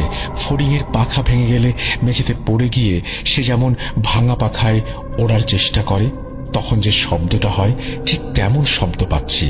পর্দা টাঙানোর রিং প্রচন্ড জোরে জোরে নাড়াচ্ছে কেউ। আমি বুঝতে পারছি পাশের রুমে কেউ একজন এসেছে, আমার সঙ্গে হয়তো কথা বলতে চায়। আমি পুরোই নিস্তব্ধ হয়ে আছি। কি হচ্ছে আমার সঙ্গে সব? পুরো মিনিট 2 নিশ্চুপ হয়ে বসে আছি আর ভাবছি আমি মনে হয় অন্য দুনিয়াতে। এখন উঠে বসার সাহসটা পর্যন্ত আমার নেই। এরকম সময়ের মুখোমুখি কখনো হয়নি। আমি জানি আমার কাছের কয়েকজন মানুষ জানে কেমন সময়ের মধ্য দিয়ে গিয়েছে সেই সময়গুলো। কিছুক্ষণ পরে আম্মুর ফোন আসে। আমি আম্মুর সঙ্গে কথা বলি। পাশের রুমের আওয়াজগুলো আস্তে আস্তে কমতে থাকে। রাতের সেহরি করে এসে আজানের পরে ঘুমিয়ে যাই। একই সপ্তাহের মঙ্গলবারে আমার সঙ্গে সেম জিনিসটা দ্বিতীয়বার ঘটে। মঙ্গলবারে বাবা ছুটি নিয়ে বাসায় এসেছিল, এর জন্য সাহসটা একটু বেশি ছিল। পাশের রুমে কেউ একজন আসছে, পর্দার রিংয়ের শব্দ, মেঝেতে গাছের ডালের পাতা দিয়ে ঝাড়ু দেওয়ার শব্দ। আমি বুঝতে পারছি কেউ একজন এসেছে। হাতে একটা লাইটার, মোবাইলের আলো এবং আমি একটা খুন্তি নিয়ে সাহস করে ঢুকে গিয়েছিলাম রুমে। হঠাৎ করে বেশি শব্দ হওয়ার কারণে বাবা ও আম্মু দুজনে একসঙ্গে দোতলায় চলে আসে। রুমটায় ঢোকার আগে ওনারা চলে এসেছিল। হয়তো ঢুকে গেলে আমার ক্ষতি হতে পারত। ব্যাপারগুলো বেশি বেশি হওয়ার কারণে তার পরদিন থেকেই আমি নিচে চলে আসি। 10 থেকে 15 দিনের মতো আমি এভাবে একা একা দোতলায় ছিলাম। কোনোদিনও ভোরের আলো না দেখা অবধি আমার ঘুম পেত না। আমার বাড়ির পাশে কয়েকটি বাড়ির কয়েকজন রয়েছে যারা জিন দ্বারা আক্রান্ত। আমি কোনোদিন চাই না আমার সঙ্গে এরকম ঘটনা ঘটুক, এমন ঘটনার সাক্ষী হই। ঘটনাটা ভালো লাগলে অবশ্যই নিজের মতো করে পড়ে শোনাবেন, আমার জন্য দোয়া করবেন এবং ভালো থাকবেন। ঘটনাটি ব্রাহ্মণবাড়িয়া সদরের একটি বাসা কেন্দ্রিক। আমাদের বাসা বানানোর কাজ চলাকালীন সময়ে আমরা একটি নতুন বাসায় উঠি। আমি আগে আমার বাসার বর্ণনা তুলে ধরছি। বাসাটি ছিল অনেক পুরনো, 3 তলা। আমরা ছিলাম তার 2 তলাতে। বাসাটির 2 তলার সাথে লাগালাগি ভাবে একটি 1 তলা বাসা ছিল। 1 তলা বাসাটির ছাদ আমাদের বাসাটির 2 তলার সাথে লাগানো ছিল, মানে অল্প দূরত্বে। বলে রাখা ভালো, পাশের বাসার ছাদের ওপর একটি রুম ছিল যা সবসময় তালা লাগানো অবস্থায় থাকত। প্রথম ঘটনা, প্রথম দিন বাসায় ওঠার পর রাতে ঘুমোতে যাওয়ার আগে আমার আম্মু খেয়াল করেন যে পাশের ছাদে 2টা ছায়ামূর্তি ছাদের এক মাথা থেকে অন্য মাথায় তারা দৌড়াদৌড়ি করছে। আম্মু প্রথমে ভাবে ছায়ামূর্তি দুটো হয়তো আমাদের বাসার 3 তলার কারণ হলো পাশাপাশি ছাদ হওয়ার কারণে এই বাসার লাইটের আলো ওই ছাদে গিয়ে পড়ে। একটু পর খেয়াল করে ছায়ামূর্তি 2টা পাশের বাড়ির ছাদের রুমের দিকে মিলিয়ে যায়। ঘটনা 2, শীতের সময় হওয়ায় সন্ধ্যার পর জানালা লাগিয়ে দিত আম্মু। বলে রাখা ভালো, জানালাগুলো ছিল কাঠের বড় পাল্লার। আমি তখন আমার টেবিলে বসে পড়ছিলাম। হঠাৎ করে জানালায় অনেক জোরে থাপ্পড় দেওয়ার শব্দে আমরা সবাই অবাক হয়ে যাই। স্তব্ধতা কাটিয়ে জানালা খুলে কাউকে খুঁজে পাওয়া যায় না আর। তারপর থেকে নিয়মিত প্রতিদিন জানালায় থাপ্পড় দেওয়ার শব্দে পুরো বাসা কেঁপে উঠত আর আমরা নির্বাক হয়ে তাকিয়ে থাকতাম। ঘটনা 3। একদিন রাতে আনুমানিক 1টা থেকে 1:30টার মধ্যে আমাদের ঘুম ভেঙে যায় আম্মুর চিল্লাচিল্লিতে। ঘুম থেকে উঠে ঘটনা যা শুনি তা ছিল অবাক করা। আম্মু নাকি শুনতে পায় আপুর রুম থেকে কিছু ভাঙার শব্দ। তারপর আম্মু আপুর রুমে গিয়ে দেখে আপুর রুমের জানালা খোলা। আপুর চুলগুলো ছিল এলোমেলো। আপুর একটা হাত ছিল জানালার বাইরে। আম্মুর সাথে সাথে আপুকে ধরে জানালার পাশ থেকে নিয়ে আসে এবং আম্মু খেয়াল করে আপুর হাতে খামচে ধরার দাগ। ওই রাতে আমরা সবাই একসাথে ঘুমাই এবং রাতে আর কিছু হয় না। ঘটনা 4। আমরা সবাই ঘুমের প্রস্তুতি নিচ্ছিলাম। ঠিক তখনই পাশের ছাদ থেকে নুপুরের শব্দে সবাই অবাক হয়ে যায়। প্রথমে আস্তে আস্তে, তারপরে শব্দটা প্রকট হতে থাকে। আমাদের কারোরই সাহস হচ্ছিল না জানলা খুলে দেখার। ঠিক কতক্ষণ ছিল মনে নেই। আস্তে আস্তে সব স্বাভাবিক। আমরা আসলে এতদিনে মোটামুটি বিরক্ত এই সবে। আম্মু একজন হুজুরের কাছে যাওয়ার সিদ্ধান্ত নেয়।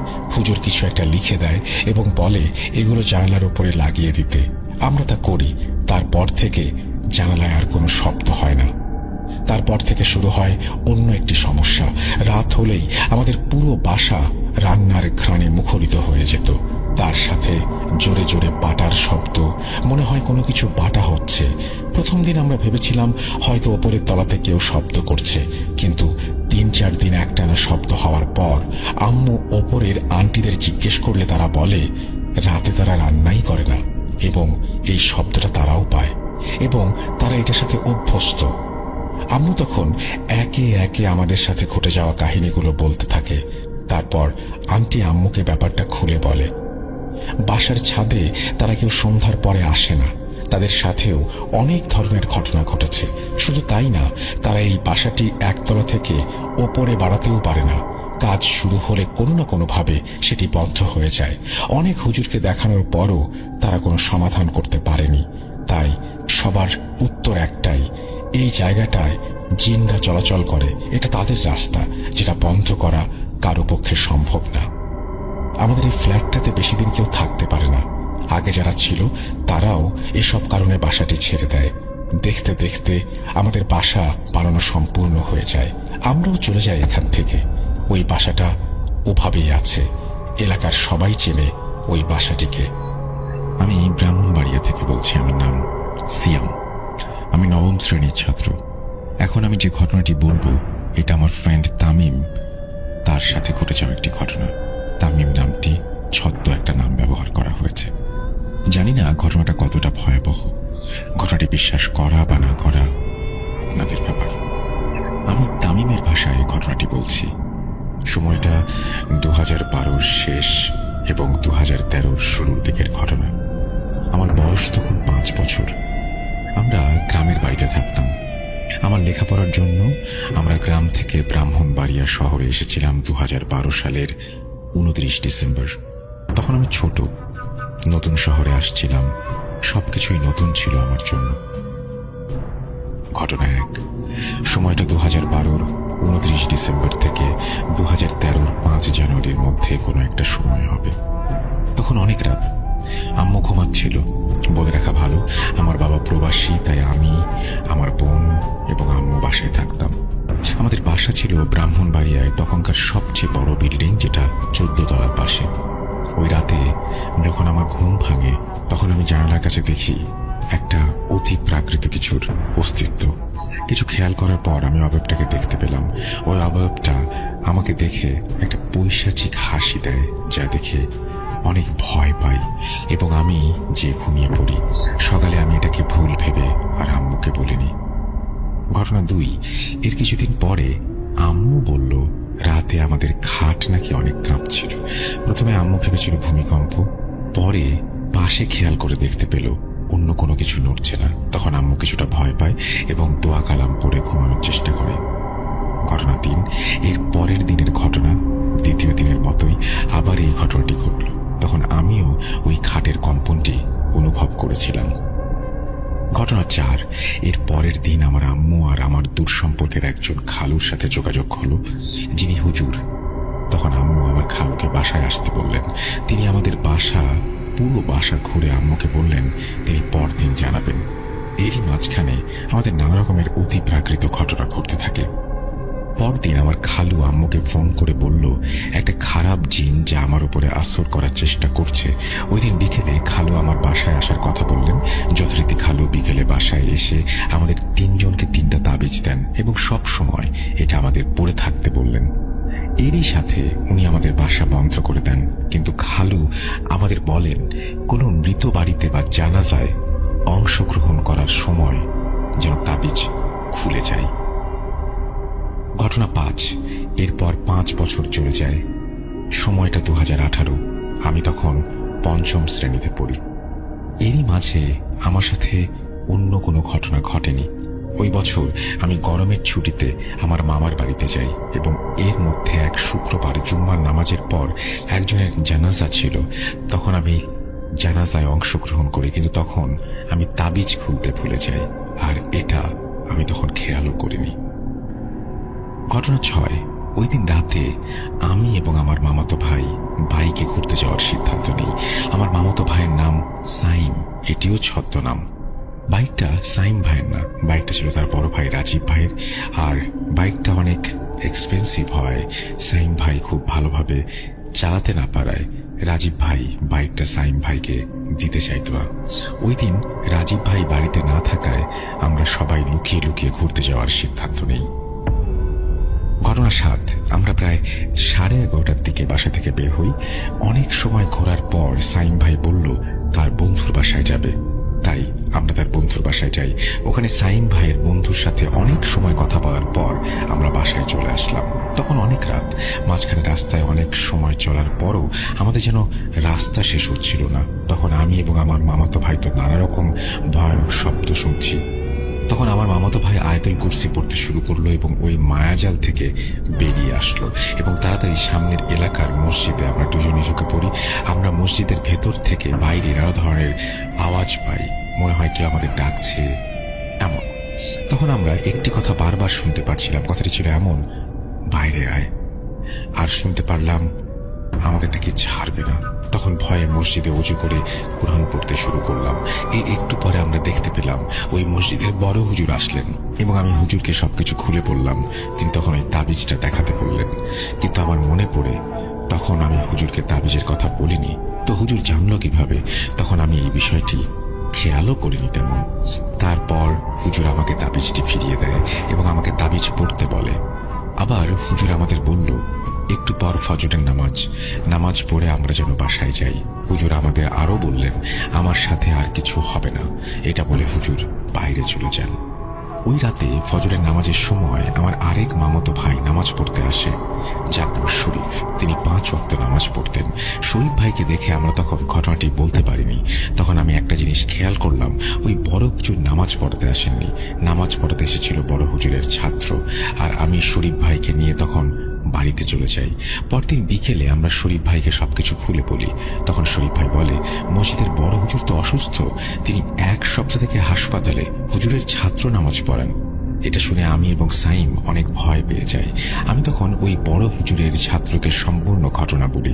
তিনি বলেন এরকম অনেক ঘটনা আমাদের সাথে ঘটে যা কখনো বুঝতে পারি না, যার কোনো বিশ্লেষণ থাকে না, হয়তো আমাদের কাছে থাকে না, হয়তো ওই সময় আমাদেরকে সাহায্য করেছিলেন তিনি, হয়তো তার রূপ ধরে ভালো কোনো জিন।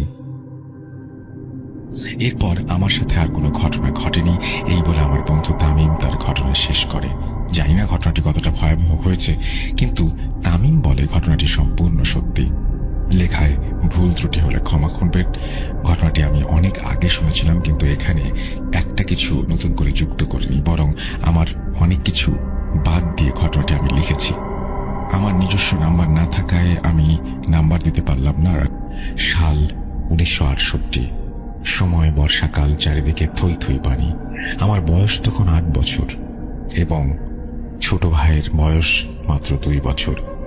রাত আনুমানিক 1টা বা 2টা হবে। সবাই গভীর ঘুমে মগ্ন। হঠাৎ মায়ের খুব বাইরে যাবার দরকার পড়ে, তাই ডেকে উঠান আমাকে। তখনকার সময়ে ল্যাম্প, হ্যারিকেন এগুলোই ছিল। তাই মা আমার হাতে একটি হ্যারিকেন দিয়ে দরজা থেকে সামান্য একটু সামনে দাঁড় করিয়ে রাখে। কম বেশি সবাই জেনে থাকবেন যে গ্রাম অঞ্চলের টয়লেট বাসা থেকে কিছুটা দূরে হয়, আর টয়লেটের সাথে ছিল বড় একটা খাল।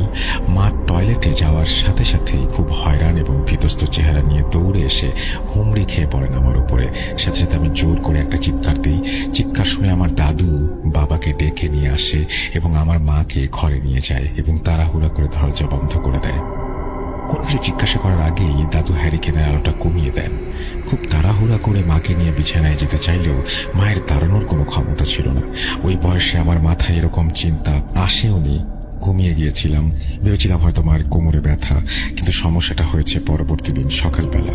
মায়ের যেরকম পেট ব্যথা তেমনি বমি আর পেটের সমস্যা দেখে মনে হচ্ছিল মায়ের শরীরের একটা জায়গায় মাংস টেনে অন্য জায়গায় জমাট বাঁধে। তার আর্তনাদে বাড়ির সবাই এসে হাতে পায়ে তেল দিতে থাকে। তখন ডাক্তার কাছাকাছি না থাকাতে কোনো একভাবে আমার চাচা একজন ডাক্তার নিয়ে আসে, কিন্তু ডাক্তার এসে বলে মা নাকি আর বাঁচবে না। আশ্চর্য বিষয় হলেও এটি সত্য যে ভোর 5টা থেকে সকাল 11টার মধ্যে মাত্র 4 থেকে 5 ঘন্টার ব্যবধানে মা সম্পূর্ণভাবে বিছানায় পড়ে যান। তার খাওয়া দাওয়া, নড়াচড়া, এমনকি মুখের কথাটা পর্যন্ত বন্ধ হয়ে যায়। এবং দিনটি শুক্রবার হওয়াতে 12টায় আজানের ঠিক শেষ মুহূর্তে আমার মা এই দুনিয়ায় শেষ নিঃশ্বাস ত্যাগ করেন। ছোট ভাইটির বয়স 2 বছর হওয়াতে তেমন কিছু না বুঝলেও আর কখনো মা বলে ডাকতে না পারার কষ্টটা ছোট থেকেই তাকে পোহাতে হবে বেশ বুঝতে পারছিলাম।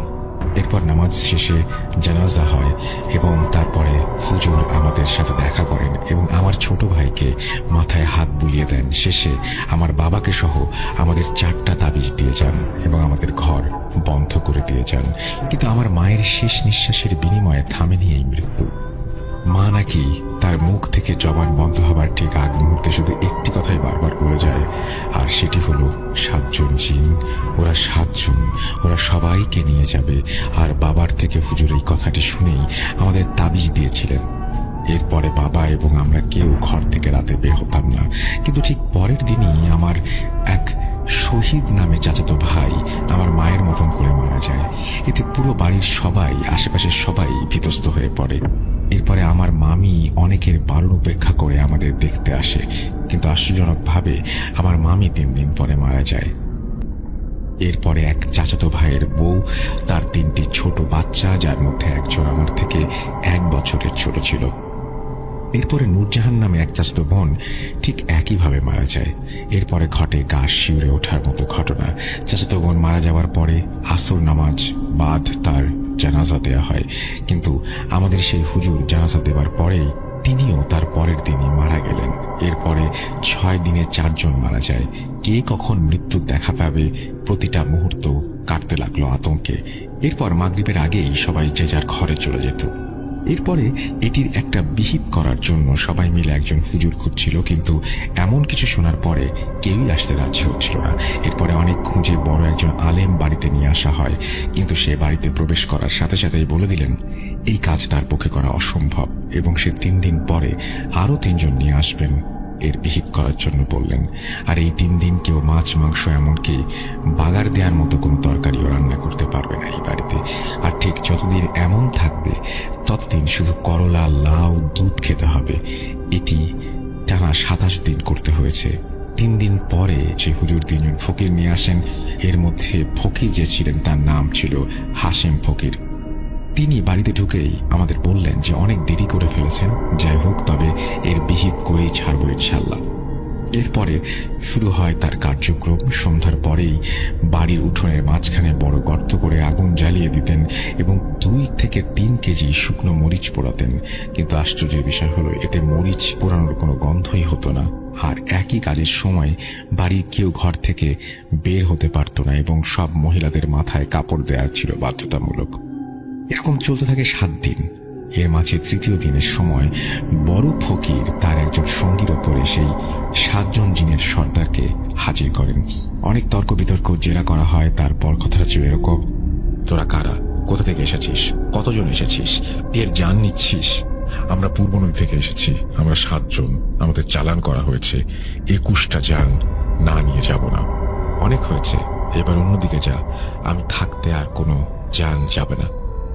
এরপর তার সঙ্গী অবচেতন হয়ে যায় এবং তার পরের দিন প্রতি রাতে একইভাবে আগুন ধরিয়ে 1 থেকে 2 কেজি করে শুকনো মরিচ পোড়ানো হতো। কিন্তু ফকিরদের মরিচ পুরানো আর সারা বাড়ি মহড়া দেয়া শেষ মুহূর্তে মনে হতো কেউ সারা বাড়ি দিয়ে শুকনো গাছপালা টেনে হেঁচড়ে নিয়ে যাচ্ছে। গরুর দল বেঁধে বাড়ির মধ্যে দৌড়ানো, ঘরের পেছনে বাঁশ গাছ দুমড়ে মুচড়ে ভেঙে ফেলেছে।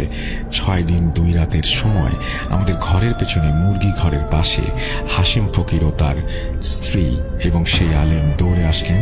আর কেউ একজনের সাথে খুব তর্কে জড়িয়ে পড়লেন। জেনারেট ছিল এমন, তুই একটা জানও নিতে পারবি না, তোর এখনই যেতে হবে। তখন জিন বলছে যে এই ঘরের একটাকে প্রথমে নিয়েছি, আর একটাকে নিয়ে যাই, আর একটু আগুন নিয়ে এসেছিলাম, তাই তখন দেখা পাইনি। দাঁড়া, জানের বদলে তাহলে জান দিচ্ছি। এই বলেই তিনি হাতে থাকা কলা গাছের ডাঁট দিয়ে মাটির ওপরে 7টি বাড়ি দিলেন, আর তারপর পায়ের গোড়ালি দিয়ে মাটির ওপরে সজোরে 3টি আঘাত করলেন। অতঃপর মুরগি ঘরের ভেতরে মুরগিগুলো প্রচন্ড দাবাদাবি শুরু করলো। এরপরে পুরো বাড়ি নিস্তেজ হয়ে যায়। পরের দিন সকালে দাদু মুরগির ঘর খুলে দেখেন 47টি মুরগি মরে পড়ে আছে। এরপরে ফকির ও আলেম আসেন, আর ইনশাল্লাহ আমরা বিপদ মুক্ত হই। অতঃপর দাদু বললেন তিনি নাকি আমাকে ঘরে আনার সময় দেখেন যে অনেক লম্বা 7 জন খালাকে পানির ওপর দিয়ে পশ্চিম পাশ দিয়ে বাড়ির দিকে নিয়ে আসছে, যার কারণে দাদু তাড়াহুড়া করে দরজা বন্ধ করে নাতির কাছে আগুন ছিল তাই নাগালে পান এবং সেটা নিয়ে আসেন। কিন্তু ওকেই যেতে হয়েছিল। জানের বদলে জান, আপনার কাছে আমার নাতি বেশি নাকি মুরগি বেশি? আমি রাকিব, কুড়িগ্রাম জেলার রৌমারী উপজেলা থেকে বলছি। আমি ভূত FM এর একজন নিয়মিত শ্রোতা ছিলাম। 2016 সাল থেকে আমি ভূত FM শুনতাম। যাই হোক, মাঝখানে ভূত FM বন্ধ হয়ে যায়, কিন্তু অনেক অনেক ধন্যবাদ আপনাকে যে ভূত.com চালু করার জন্য। বেস্ট অফ লাক, সবসময় আপনাদের পাশে আছি। যাই হোক, বেশি কথা না বলে আমি আমার ঘটনায় চলে যাই। ঘটনাটা ঘটে আমার নিজের চাচাতো ভাইয়ের সাথে। ঘটনার সময়কাল 2015। রাসেল ভাই, তার আগে আমি আমাদের ঘটনার জায়গাসমূহের বর্ণনা দেই যাতে লিসেনারদের পরে বুঝতে সুবিধা হয়। ঘটনাটা ঘটে হলো আমাদের গ্রামের পাশের একটা গ্রামে। আমরা যে স্কুলে পড়াশোনা করতাম সেই স্কুলটা ছিল আমাদের গ্রাম থেকে একটা গ্রাম পরেই, মানে আমাদের গ্রামের পর মাঝখানে একটা গ্রাম পড়ে, তারপরে আমাদের স্কুলটা যেহেতু উপজেলার মধ্যে অনেক একটা নাম করা একটা স্কুল ছিল, সেই জন্যই আমাদের সেখানে পড়তে যাওয়া। যাই হোক, সেই সময় আমি জিএসসি পরীক্ষার্থী ছিলাম। আর আমার সাথে যে ভাইয়ের সাথে যে ঘটনাটা ঘটছে সে ছিল এসএসসি পরীক্ষার্থী। রাসেল ভাই, আমাদের ওই গ্রাম থেকে আমরা 4 জন ওই স্কুলে পড়াশোনা করতাম। তার মধ্যে 3 জন ছিল এসএসসি পরীক্ষার্থী, আর আমি একাই জিএসসি পরীক্ষার্থী ছিলাম। যাই হোক, ওই রাস্তায় আমাদের গ্রামের পাশ দিয়ে একটা নদী চলে গেছে। ওই নদীটা পার হয়ে আমাদের স্কুলে যেতে হতো। ওই নদীটার উপরে একটা পুল ছিল, পুল মানে ব্রিজ, বাঁশের ওটাকে গ্রামের ভাষায় বলে পুল। যাই হোক, ওই পুল পাড়ি দিয়েই পুলের পাশে একটা পরিত্যক্ত একটা ভিটা ছিল। ভিটা কোনো কবরস্থান বা কিছু না, সিম্পল একটা ভিটার মধ্যে অনেক রকমের গাছ, অনেক পুরনো গাছ। গ্রাম অঞ্চলে এরকম অনেক ভিটাই পাবেন আপনি। সেই ভিটাটার নাম ছিল আপনার তোতার ভিটা, কারণ ওই ভিটাটার মালিক ছিলেন তোতা মিয়া নামে একটা লোক। সে অনেক আগেই মারা যায়, 1900 সালের দিকে সে মারা যায়। সেই থেকেই সেই ভিটাটার নাম তোতার ভিটা। সেই ভিটায় অনেক পুরনো গাছ আছে, সেই ভিটায় অনেক ঘটনা রয়েছে। যাই হোক রাসেল ভাই, ওই ভিটাটা পার হওয়ার পর অনেকটুকু রাস্তা ফাঁকা, মানে আপনার আরেকটা গ্রামের সংযোগস্থল, যেহেতু অনেকটুকু রাস্তা ফাঁকা থাকে। তারপরে আমাদের ওই গ্রামের শেষের দিকে আমাদের স্কুল। যাই হোক রাসেল ভাই, যেহেতু আমরা পরীক্ষার্থী ছিলাম, আমাদের একসাথে জিএসসি পরীক্ষাও ছিল, এসএসসি পরীক্ষাও ছিল, তখন কি করতো রাসেল ভাই, আমাদের স্কুল থেকে প্রতিবারই কোচিংয়ের ব্যবস্থা করতো টিচাররা। কি হতো যে আমাদের 2 মাস অথবা 3 মাসের জন্য একটা কোর্স করতো স্যার। যেহেতু ওই সময় প্রাইভেটের ওই রকম প্রচলন ছিল না, সেজন্য কোচিংটা অনেক ইফেক্টফুল ছিল। আসলে ওই কোচিংটা ছিল আপনার সন্ধ্যা 7টা থেকে 10টা। যারা স্থানীয় ছিল সেইখানকার তারা তো সেখানে ভালোভাবেই কোচিং করতে পারতো, কিন্তু আমরা যেহেতু অনেক দূর থেকে ছিলাম, যেহেতু গ্রাম অঞ্চলের একটা এলাকা, সেটা অনেক টাফ রাত করে কোচিং করা। যাই হোক, যেহেতু আমরা 4জন ছিলাম, 4জনের বাবা মার সাথে কথা বলে আমরা সিদ্ধান্ত নিলাম যে আমরা 4জনেই একসাথে কোচিং করব। যাই হোক, যে কথা সেই কাজ, আমরা কোচিংয়ে ভর্তি হলাম। আমাদের কি করতাম, আমাদের যে সাইকেল ছিল, সাইকেলে মোবাইলের ব্যাটারি দ্বারা আপনার সামনে একটা বাল্ব লাগিয়ে করতাম, ওই যে বাতি জ্বালিয়ে স্কুলে যেতাম 4জনে সাইকেল চালিয়ে, রাত্রে একসাথে আসতাম। যাই হোক, এভাবেই আপনার 15-20 দিন যাওয়ার পর কি হয় যে আমাদের ওইখানে একটা বন্যা হয়। আমাদের গ্রামে বন্যা হওয়ার কারণে আমাদের নদী ভরে যায়। নদী ভরে যাওয়ার কারণে আমাদের ওই যে পুল সেটা ভেঙে যাওয়ার কারণে একটা ভয়াবহ একটা অবস্থা সৃষ্টি হয়। কারণ সেখানে ভেলা দ্বারা মানুষ পারাপার হতো। যেহেতু আমরা রাত করে কোচিং করতাম, ভেলা দ্বারা পার হওয়াটা অনেক ঝুঁকির ছিল আমাদের। সেখানে মাঝে মাঝে ভেলা পাওয়া যাইতো না, মানে ওই ফেরি ভেলা মানে হইলো ভুরা, আমরা ভুরা দিয়ে বার হতাম। তখন তো সাইকেলও আনা যাইতো না।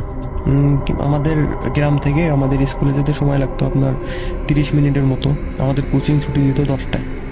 যাই হোক, আমাদের যখন বন্যাটা আসলো, তখন আমার বাড়ি থেকে আমাদের স্কুলের যে দপ্তরের বাসা ছিল সেইখানে আমাকে লজিং রাখা হলো। সেখান থেকে আমি কোচিং করতাম। কিন্তু আমাদের যে 3 ভাইরা ছিল, মানে আমাদের এলাকার, আমার নিজের চাচাতো ভাই আর 2জন এলাকার, তারা যেহেতু 3জন অনেক বড়ই ছিল এসএসসি পরীক্ষার্থী, তারা সিদ্ধান্ত নিল যে তারা একসাথে বাড়ি থেকেই কোচিং করবে। যে কথা সেই কাজ, তারা তখন কোচিং করতো, তখন তারা সাইকেল নিয়ে আসতো না। তখন তারা হেঁটে হেঁটেই ভেলা পার হতো, ভেলা পার হয়ে আবার স্কুলে কোচিং করতো। রাত 10টার সময় যাইতো। আর আসলে একটা কথা বলে রাখি যে আমাদের যে গ্রাম আর আমাদের গ্রামে যাওয়ার মাঝখানে যে একটা গ্রাম, সেই গ্রাম এতই প্রত্যন্ত একটা গ্রাম যে আপনার সেই এলাকায় বিদ্যুতের সংযোগ পৌঁছায় আপনার 2020 সালে। তার আগে কোনো বিদ্যুৎ ছিল না সেখানে। মানুষজন সোলার সংযোগের সাহায্যে সোলার সংযোগ ব্যবহার করতো। তাও প্রত্যেক মানুষের বাসায় ছিল না, হাতে কোনো 2-1জনের, আর সবাই দোয়াত হারিকেন ব্যবহার করতো। যাই হোক রাসেল ভাই, ঘটনাটা ঘটে হলো এরকমই একটা রাত্রে। ঘটনাটা ঘটে হলো যে আমার ওই ভাইয়ের সাথে আর তার সাথে আরেকজন ছেলের সাথে, তাদের 3জনের মধ্যে একজন সেদিন কোচিংয়ে আসে নাই কোনো একটা কারণে, সেজন্য তাদের 2জনকেই কোচিংয়ে আসতে হয়। যখন তারা 2জন কোচিং শেষে বাসায় যাওয়ার সময় আপনার ওই তোতার ভিটার ওই জায়গায় যায় রাসেল ভাই। তখন ওই জায়গায় তারা লক্ষ্য করে যে তোতার ভিটার পাশেই, মানে ওই জায়গায় তাদের ভেলার জন্য অপেক্ষা করতে হয়। যেহেতু ওই জায়গাটা অনেক ভয়ানক একটা জায়গা, তারা যখন সেখানে গিয়ে পৌঁছায়, তারা দেখতে পায় যে সেখানে কোনো নৌকা নেই। হ্যাঁ আসলে ভাই, সেখানে কোনো ভেলা বা ফেরি কিচ্ছু নেই।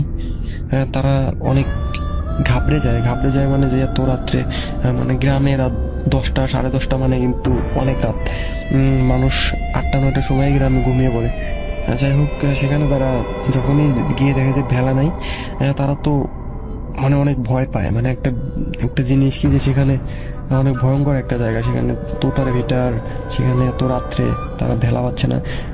যাই হোক, তারা একটু পরেই তারা উদ্বোধন করে যে পাশে একটা মানে কাফন মোড়ানো একটা লাশ।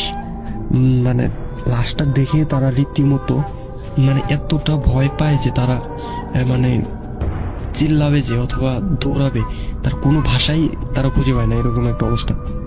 যাই হোক রাসেল ভাই, তারা সেই মুহূর্তে লক্ষ্য করে যে ফেরি এসে তাদেরকে ডাকছে যে মামা চলেন পার করে দিই। হ্যাঁ, এরকম একটা অবস্থা। কিন্তু তারা এখনই লক্ষ্য করলো যে তাদের ওই কোনো ফেরি ছিল না। যদি ফেরি থাকতো, মানে ফেরি যদি আসতো, তাহলে তারা তো অবশ্যই দেখতো, কারণ সেই সময় শীতকালও ছিল না যে কুয়াশার জন্য দেখা যাবে না। তারা লাইট মারলেই দূর থেকেই বোঝা যেত যে কেউ আসছে নাকি, পানির শব্দ পাইতো। কিন্তু রাসেল ভাই, একটা কথা হলো যে মানে ফেরিটা যে এসে ঘাটের মধ্যে চাপছে, তাদের কোনো শব্দই পায় নাই, হুট করে ডাকছে মামা। যাই হোক, তারা ওই সময় মানে প্রাণ প্রাণ ফিরে পাওয়ার মতো একটা অবস্থা। তারা সেটা ভাবতেও পারে না যে ওই ফেরিটা আসলো, কোনো শব্দ হলো না, এই টাইপের। যাই হোক, তারা যখন ওই লাশটার পাশে দাঁড়িয়েছিল তখনই একটা মানুষ আসা মানেই যে আপনি বুঝতে পারছেন ওই সময় মানে একটা পাওয়া, মানে মরুভূমিতে ইয়া পাওয়ার মতো, হিরে পাওয়ার মতো। যাই হোক, যখনই তারা এটা বলে যে আচ্ছা মামা চলেন তাহলে, তারপরে সরি রাসেল ভাই, তার আগে বলে যে এই যে মামা দেখেন এই যে কফিনের মোড়ানো এই যে লাশটা, এই কাপড়ে মোড়ানো এই লাশটা, এটা কে জায়গায় রেখে গেছে, কে বা মারা গেছে, কিছুই তো শুনলাম না। আমরা ইয়াতে আসলাম, ইয়া থেকে 7টার সময় আমরা কোচিংয়ে আসলাম। পরে বলে যে না মামা, এটা একটা অনেক দূরের একটা লোক মারা গেছে, আমি ফেরি দিয়ে তাকে পৌঁছানোর জন্য আসছি, যেহেতু আপনারা আসছেন আপনাদেরও নামিয়ে দেই, তারপরে আমরা এই ফেরি লাশ নিয়ে আমি তার বাসায় পৌঁছে দেবো। যাই হোক রাসেল ভাই, তারা প্রথমে রাজি হয় না, বলে যে আমাদের আগে নামিয়ে দেন, তারপরে আপনি লাশটা নিয়ে যান। অনেক জোর জবরদস্তি করার পর রাসেল ভাই তারা লাশটার সাথে যেতে রাজি হয়, যেহেতু কোনো উপায় নেই। রাসেল ভাই একটা কথা বলে রাখি যে যখনই লাশটা নিয়ে তারা মাছ নদীতে যায়, মানে মাছ নদীতে যাওয়ার পর তারা লক্ষ্য করে যে আপনার ওই মাঝিটা তাদের সাথে কোনো কথা বলছে না। একটা বিষয় লক্ষ্য করবেন রাসেল ভাই, মানে একটা বিষয় বলে রাখি যে গ্রাম অঞ্চলের যে ফেরিওয়ালা অথবা কোনো ঘোড়াওয়ালা এত রাত্রে আপনার যাওয়ার সময় দেখবেন যে অনেক রকমের গল্প করে, অনেক রকমের কথা বলে, কারণ ওই সময় একটা ভয়ের একটা মুহূর্ত সবার জন্যই। যাই হোক, সে মাঝিটা সব চুপ, একবারে চুপ, মানে পুরা রাস্তায় একদমই চুপ করে করে যাইতেছে। তখনই একটা সময় লক্ষ্য করে যে ওই মাঝিটা ওই লাশটার অনেক কাছাকাছি চলে আসে, কিন্তু সে বইটা বাইতেছিল না, কিন্তু নৌকা চলতেছিল, মানে ফেরিটা। এসে মানে তাদের এরকম কোনো খেয়ালই ছিল না। এক সময় তারা লক্ষ্য করে যে মাঝিটা ওই কাপড়ের যে মাথাটা আছে, মানে মাথা যে বসে বাঁধা, ওইটা খুলতেছে। খোলার পর আপনার তারা হয়তো প্রথমে ভাবছিল যে চেক করতেছে যে লাশটা ঠিক আছে নাকি, বা কত সময় মুখ দেখে না মানুষ মাথা খুলে, তারা প্রথমে সেটা ভাবে, তারা সেদিকে খেয়াল করে না। তাদের মধ্যে এমনি একটা ভয় কাজ করতেছিল ওই কফিনের তখন পাশেই। যাই হোক রাসেল ভাই একটা সময় লক্ষ্য করে যে ওই মাছিটা ওই লাশটা খাচ্ছে, মানে আপনি লক্ষ্য করেন যে তারা একটা সময় লক্ষ্য করলো যে মাঝিটা লাশটা খাচ্ছে। তারা প্রথমে ওরকম বুঝতে পারে নাই যে কি করতেছে, তারপরে একটা সময় দেখে যে মাঝিটা লাশটা খাচ্ছে, এবং উনি মনে করেন যে তারা এটা মানে প্রথমে তো আবছা অন্ধকারে সেটা লক্ষ্য করে, তার দিকে লাইট মারে না। যখন এটা আন্দাজ করার পর তারা লাইট মারে মাঝিটার দিকে। আপনার লাইট মারার পর মনে করেন যে রাসেল ভাই যে জিনিস দেখে এটা তো কখনোই তাদের কল্পনারও বাইরে ছিল। যাই হোক, তারা দেখে যে মাঝিটা মনে করেন যে মুখ দিয়ে রক্ত লাল, আর তাদের মুখের আপনাদের যে দাঁতের দুই সাইডে দুইটা দাঁত আছে না, মানে চোক্কা দাঁত আমরা যেটাকে বলি, সেই দুটা দাঁত দিয়ে সে মাংস ছিঁড়ে খাচ্ছে। খাওয়ার পর মনে করেন যে তার চোখের মনিটা স্বাভাবিকভাবেই ছিল, তার কোনো চোখই ছিল না, চোখটা অন্ধকার ছিল তাদের লাইটের আলোতে, যেটা ব্যাখ্যা। তারপরে মনে করেন যে এটা দেখার পর তারা সেখান থেকেই লাফ দেয়। লাফ দিয়ে মানে জীবন মরণ বাঁচার জন্য তারা কেমনে যে সেখান থেকে বেঁচে একটা ঘাটের মধ্যে যেয়ে পৌঁছায়। যাই হোক রাসেল ভাই, কোনো একটা পাড়ে যেয়ে হয়তো বা তারা অজ্ঞান হয়ে পড়ে থাকার পর একটা সকালে আমাদের পাশের এলাকার একটা মাঝি তাদেরকে উদ্ধার করে মানে তাদেরকে দেখতে পায়, এবং ও দেখতে পাওয়ার পর চিনে যায়, মানে কোন মাঝি দেখতে পায় যে ওই মাঝিটাই, মানে সেটা আপনি বলতে পারেন যে তারা রাত্রে যে মাঝিটার নৌকায় ছিল সেই মাঝিটার রূপেই হয়তোবা ওই দুষ্টু জিন বা যেটাই বলি পিচাস সেটা এসেছিল। ওই মাঝিটা তাদেরকে অবশ্যই চেনে, কারণ প্রতিনিয়তই তারা তার মানে ফিরিতেই বার হয়। যাই হোক রাসেল ভাই, তারপরে তারা তাকে নিয়ে তাদের বাসায় পৌঁছে দেওয়ার পর কি হয় রাসেল ভাই, তারা একদিন পর তাদের জ্ঞান ফেরে। সবাই ভাবছিল যে তারা হয়তো বা মারা গেছে। রাসেল ভাই অনেক শোক কান্না শুরু হয়ে যায়। আমিও তখন এই ঘটনাটা শুনে আমিও তখন বাসায় যাই তাদের দেখতে। যাই হোক রাসেল ভাই, ওই চাচাতো ভাই 2 দিন পর জ্ঞান ফেরার পর সে প্রায় 1 সপ্তাহ কথা বলতে পারে না, জাস্ট তাকিয়েই থাকে, এরকম একটা অবস্থায় এত শখ খায়। যাই হোক, এক সময় যখন তারা পুরোপুরি জ্ঞান ফেরে সুস্থ হয়, সুস্থ হওয়ার পর তাদের কাছ থেকে ঘটনাটা শোনা হয়। ঘটনাটা তারা বলে, ঘটনাটা বলার পর তারা ওই মাঝিকে ডাকে, তাদের বাসার লোক।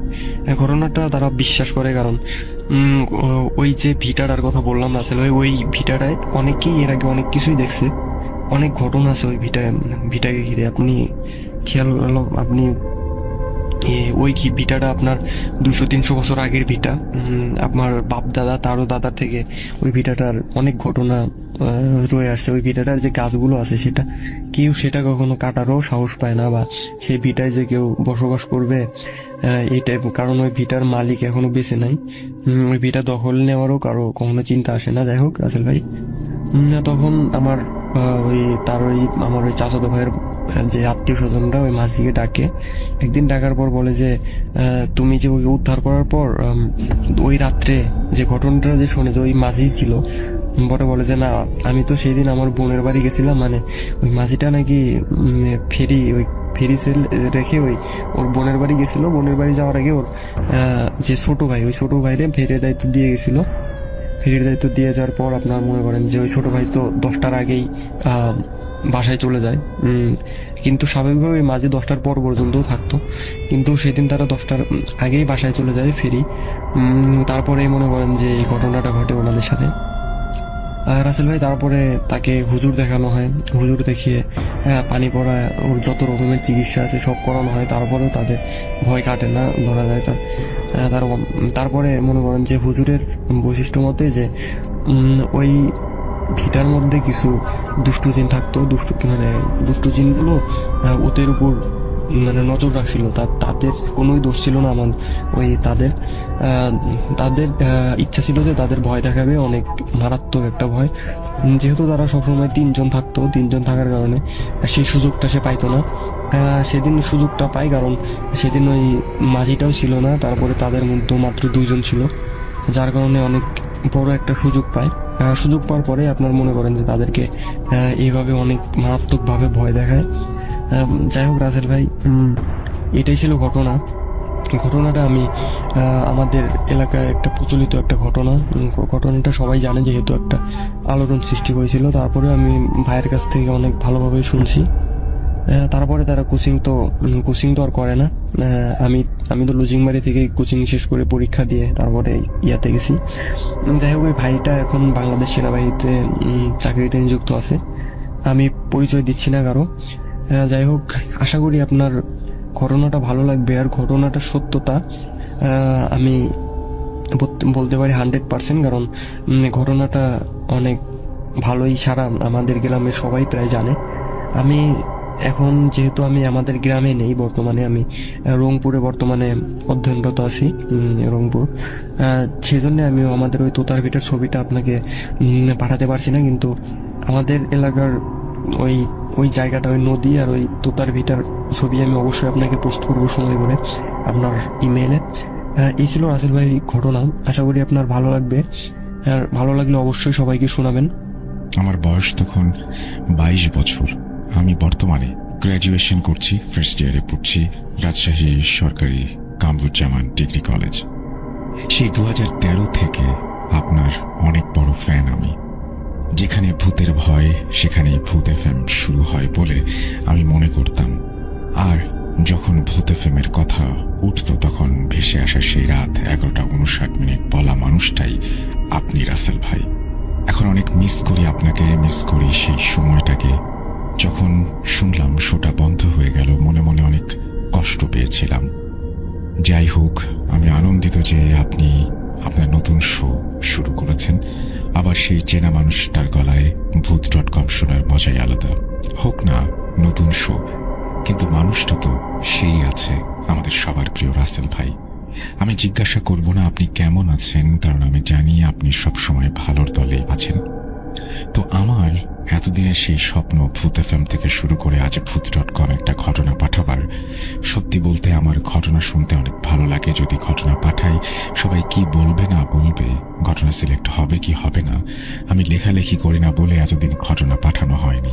তবে আজ একটা ঘটনা কালেক্ট করে নিয়ে এসেছি। ঘটনাটি সত্যি 100%, সেই বিষয়ে কোনো সন্দেহ নেই। আমার নাম মোহাম্মদ ইমন চৌধুরী বনি, ঠিকানা রাজশাহী জেলার হেতেমখা এলাকায় আমি বাস করি। ঘটনাটি আমার না, আমার বন্ধুর মায়ের সাথে ঘটে যাওয়া একটা ঘটনা, তাই আমি আমার মায়ের মতো করে বলার চেষ্টা করছি। যদি ভুলভ্রান্তি হয়ে থাকে ক্ষমা সুন্দর দৃষ্টিতে দেখবেন। লেখালেখির কোনো অভিজ্ঞতা নাই, অগোছালো লেখা, একটু পরেই বুঝতে পারবেন। ঘটনাটি রাজশাহী ছেড়ে চাঁপাইনবাবগঞ্জ জেলার কোনো এক গ্রামের ঘটনা। সঙ্গত কারণে গ্রামের নামটা বলছি না। সময়টা 1985। আমার আম্মুর বয়স তখন 14-15 হবে। বলে রাখা ভালো, আমার আম্মু আম কোড়াতে অনেক পছন্দ করত। আমার আম্মুর অতি পরিচিত বান্ধবী ছিল বলতে গেলে। আমার আম্মুর সব জায়গায় ওঠা বসা থেকে শুরু করে সেই আর কি, মানে এক কথায় ছোটবেলার বান্ধবী, তার নাম ছিল লাইলি। ঘটনাটা মূলত লাইলিকে নিয়ে। রাসেল ভাই, এই সময়টা ছিল বৈশাখের সময় গ্রামে, কিন্তু এই সময় অনেক মজা লেগেই থাকে। ঝড়ের সময় ছোট ছেলেমেয়েরা অনেক শখ করে আম কুড়ায়।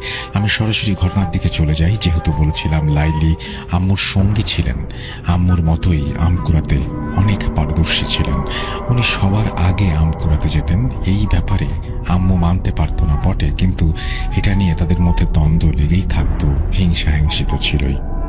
বলে রাখা ভালো যে আম বাগানে আম্মু আর আম্মুর লাইলি, সেই বান্ধবী, আম কুড়াতে যেত। আগে থেকে অনেক লোকমুখে শোনা যেত যে সেই আম বাগানে রাতে জিনেরা দল বেঁধে চলাচল করে। আর অনেক নাকি সেখানে গুম হবার ঘটনা রয়েছে। অনেকেই গুম হয়ে যেত, তারপরে হদিস মিলত না। আম্মুরা এই সমস্ত বিশ্বাস তো দূরের কথা, এইগুলো নিয়ে ভাবতেও না, ভয়ও পেত না। যেহেতু ছোট, বয়সের মজাটাই আলাদা। এবং লাইলি আম্মুর মধ্যে আম কুড়ানো নিয়ে অনেক রেষারেষি। এক রাতের ঘটনা, আগের রাতে অনেক ঝড় বৃষ্টি হয়েছিল, তো পরের দিন আম্মু আর তার বান্ধবী ফজর হবার একটু আগে আম বাগানের দিকে চলে গিয়েছিলেন। তারপর এক পর্যায়ে অবাক হয়ে যায়, তারা দেখে যে লাইলি সেই বাগানে আম কুড়াচ্ছে। প্রতিদিনের মতো সে তার বাবার চাদর গায়ে দিয়ে আম কুড়াতে এসেছিল। আম্মু তাকে আওয়াজ দেয়, বলে তুই সবসময় আমার আগে চলে আসিস। আম্মু কিছু কম আম পেয়েছিল, এই নিয়ে আম্মু অনেক অভিমান করেছিল সেদিন। সে লাইলিকে এক পর্যায়ে জিজ্ঞেস করে, লাইলি তুই কয়টা আম পেয়েছিস দেখা। কিন্তু লাইলি কোনো উত্তর দিচ্ছিলেন না। আম্মু আবার জিজ্ঞাসা করেন, তুই তো অনেক আম কুড়িয়েছিস, আমাকে কিছু দে, আমি একটাও পাইনি। এক পর্যায়ে আম্মু চিন্তা করে যে তাকে জড়িয়ে ধরে কিছু আম নেবে। রাসেল ভাই, আমার আম্মু এক পর্যায়ে তাকে জড়িয়ে ধরে এবং ধস্তাধস্তি শুরু হয়। আম্মুর জেদ কাজ করে, আমগুলো দেখেই এইভাবে জোড়াজুড়ি শুরু করে। এক পর্যায়ে আম্মু যখন তাকে ধরতে যাচ্ছিল, হঠাৎ সে চোখের নিমেষেই হাওয়ায় মিশে যায়। মানে একটা জলজ্যান্ত মানুষ হঠাৎ করে গায়েব হয়ে যায়। স্বাভাবিকভাবেই এটা একটা অবাক করা বিষয়। তো আম্মুর মধ্যে তখন ভয় কাজ করে। সে দৌড়ে বাসায় চলে আসে এবং কাউকে না জানিয়ে শুয়ে পড়ে। পরদিন সকালে সেই লাইলির বাসায় যায় আম্মু, এবং আম্মু জিজ্ঞেস করে, তুই কাল রাতে আম কুড়াতে গিয়েছিলি? সে বলে শারীরিকভাবে সে অসুস্থ, সেই জন্য সে আম কুড়াতে যেতে পারেনি। এরপর আম্মু অস্বাভাবিক জ্বর আসে। ধীরে ধীরে অসুস্থতা বাড়তে থাকে এবং বাড়িতে আমার নানু সবাই আম্মুকে নিয়ে বেশ চিন্তিত হয়ে পড়ে। তারপর নানারা সবকিছু তার কাছ থেকে শুনে একটা পর্যায়ে এবং কবিরাজ নিয়ে আসে। এলাকায় তাকে কুঁজো কবিরাজ বলে সবাই চেনে এবং তাকেই নিয়ে আসা হয়। সমস্ত ঘটনা তাকে জানানো হয়। কবিরাজ কাছে এসে আম্মুকে অনেক কিছুই বলেন এবং তার অসুস্থতার কারণ, কেন এরকম হয়েছে, এই সমস্ত জিজ্ঞেস করতেই তিনি নিশ্চুপ হয়ে যান।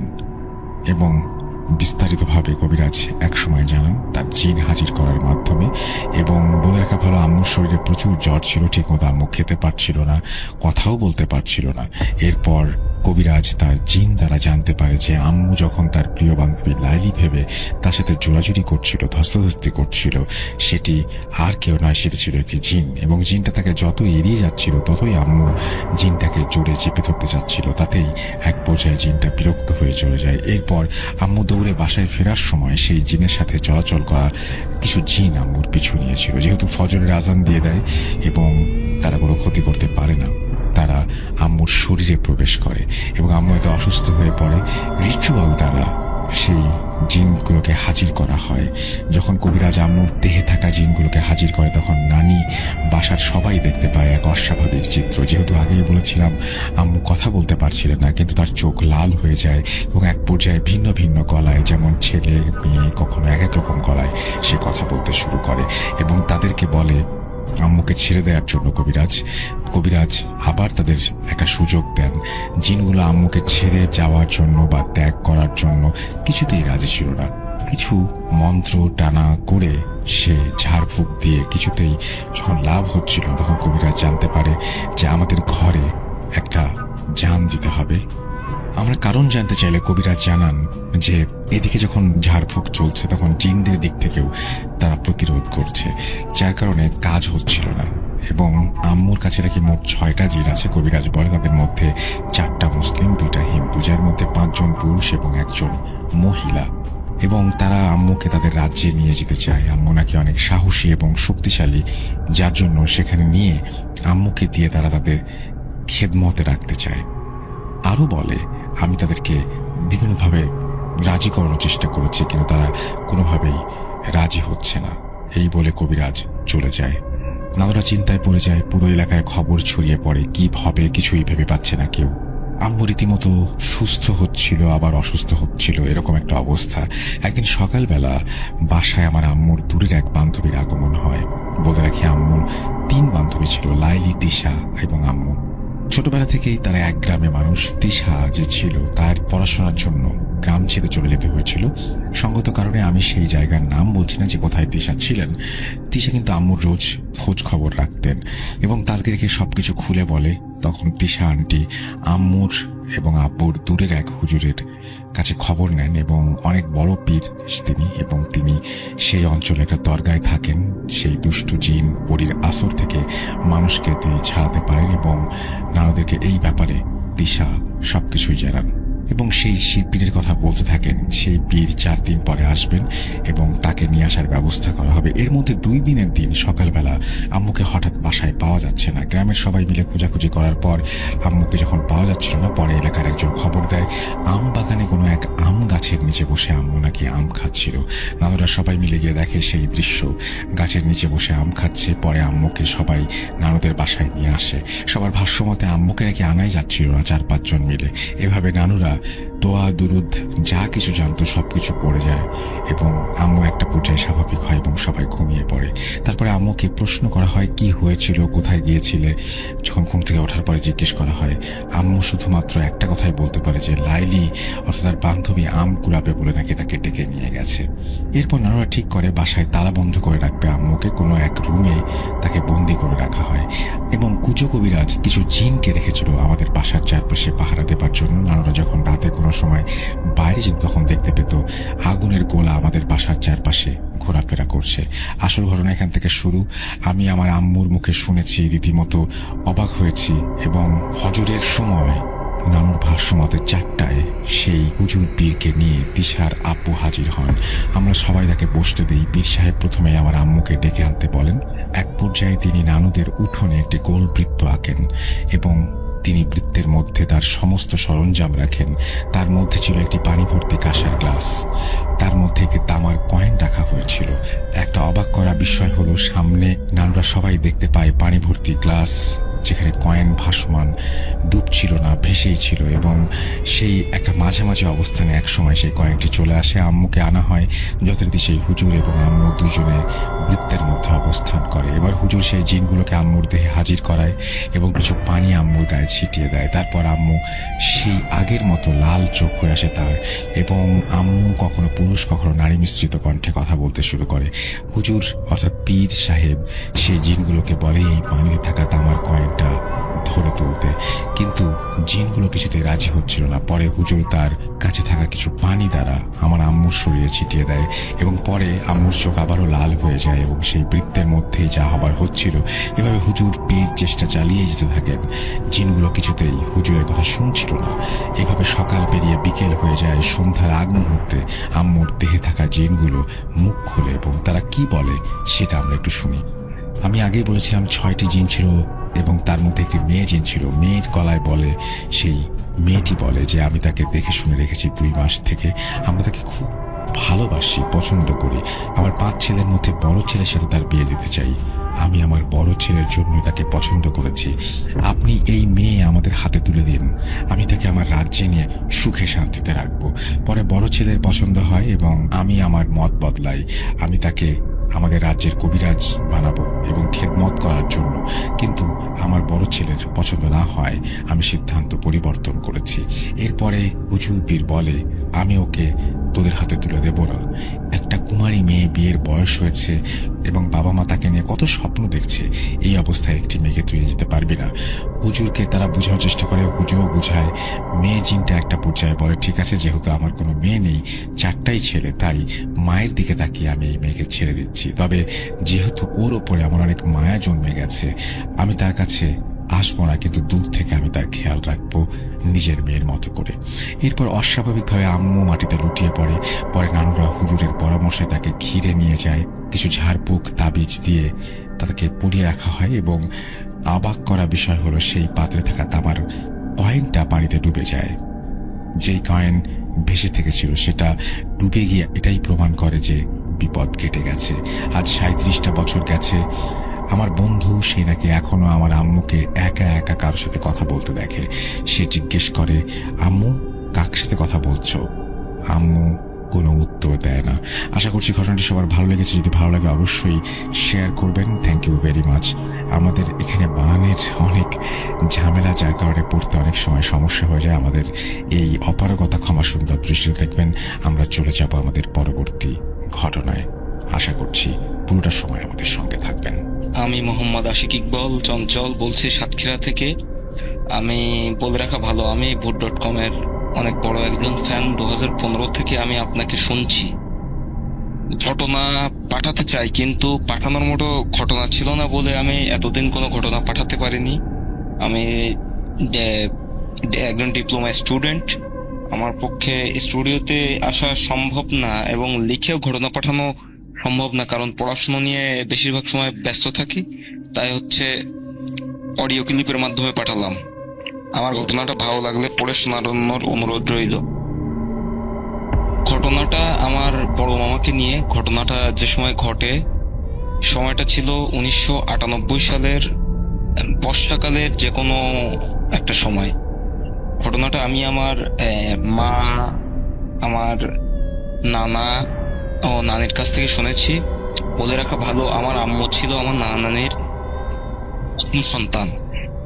ঘটনাটা যেদিন ঘটে সেদিন রাতে আমার নানা নানি, আমার বড় মামা, আমার আম্মু, আমার ছোট মামা, এনারা সবাই রাত্রে ঘুমাচ্ছিলেন। আমার নানি আর আমার আম্মু ঘুমাচ্ছিলেন এক ঘরে, আর বড় মামা, ছোট মামা আর আমার নানা ঘুমাচ্ছিল আর এক ঘরে। হঠাৎ করে রাতের কিছুটা সময়, মানে মধ্যরাত হওয়ার পরে দেখা যায় যে আমার নানাই বুঝতে পারে যে নানার পাশে বড় মামা নেই। সে সময় নানা ঘুম থেকে উঠে সবাইকে ডাকাডাকি করার পরে বড় মামাকে কোথাও খুঁজে পাওয়া যাচ্ছে না, কোথাও খুঁজে পাওয়া যায়। তারপরে অনেক জায়গায় খোঁজাখুঁজি করা হয়, খুঁজে পাওয়া যায় না।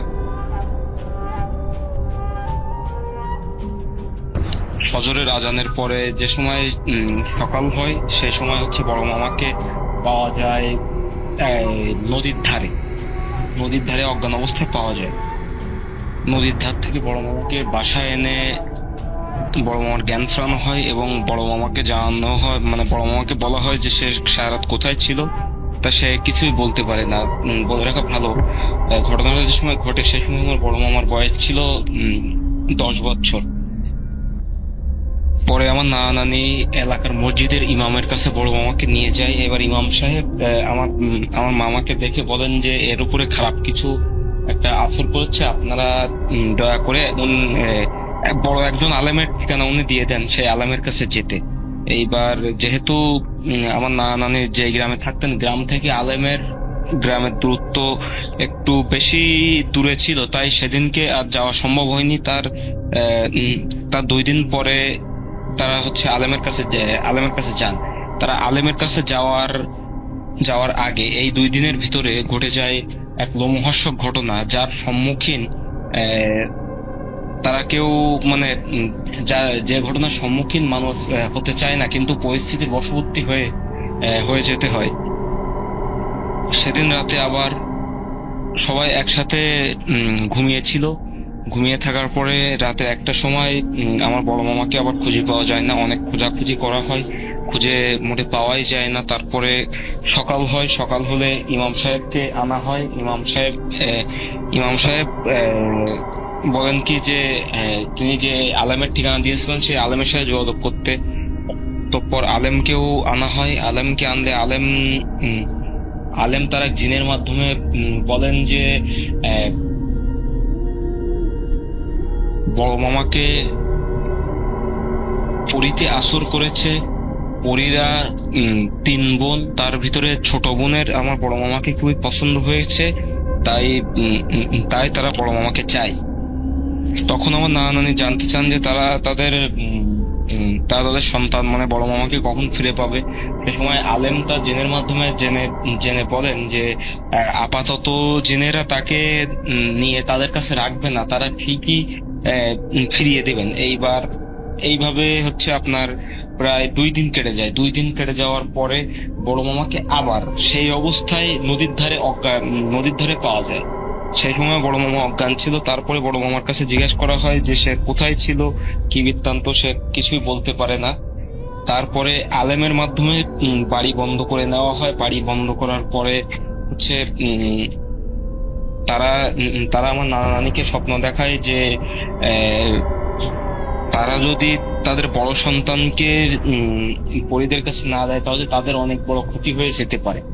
এবার আমার নানা নানি পুনরায় আবার হচ্ছে আলেমের কাছে যান। যাওয়ার পরে আলেম বলেন কি যে আপনারা 5 ওয়াক্ত নামাজ কালাম পড়ুন আর আপনাদের বড় সন্তানকে যত দ্রুত সম্ভব মাদ্রাসায় সে ভর্তি করে দিয়ে আসেন, তাকে আরবি লাইনে পড়ান, দেন হচ্ছে আপনারা এই সমস্যা থেকে মুক্তি পেতে পারেন। আলহামদুলিল্লাহ রাসেল ভাই, তারপরে হচ্ছে আর কোনো সমস্যা আমার মামার সাথে হয়নি। এটাই ছিল ঘটনা। জানি না কিভাবে কি বলতে পেরেছি। যদি কোনো ভুল ত্রুটি হয়ে থাকে, আমার গুছিয়ে কথা বলার অভ্যেস আসলে নাই, যদি কোনো ভুল ত্রুটি হয়ে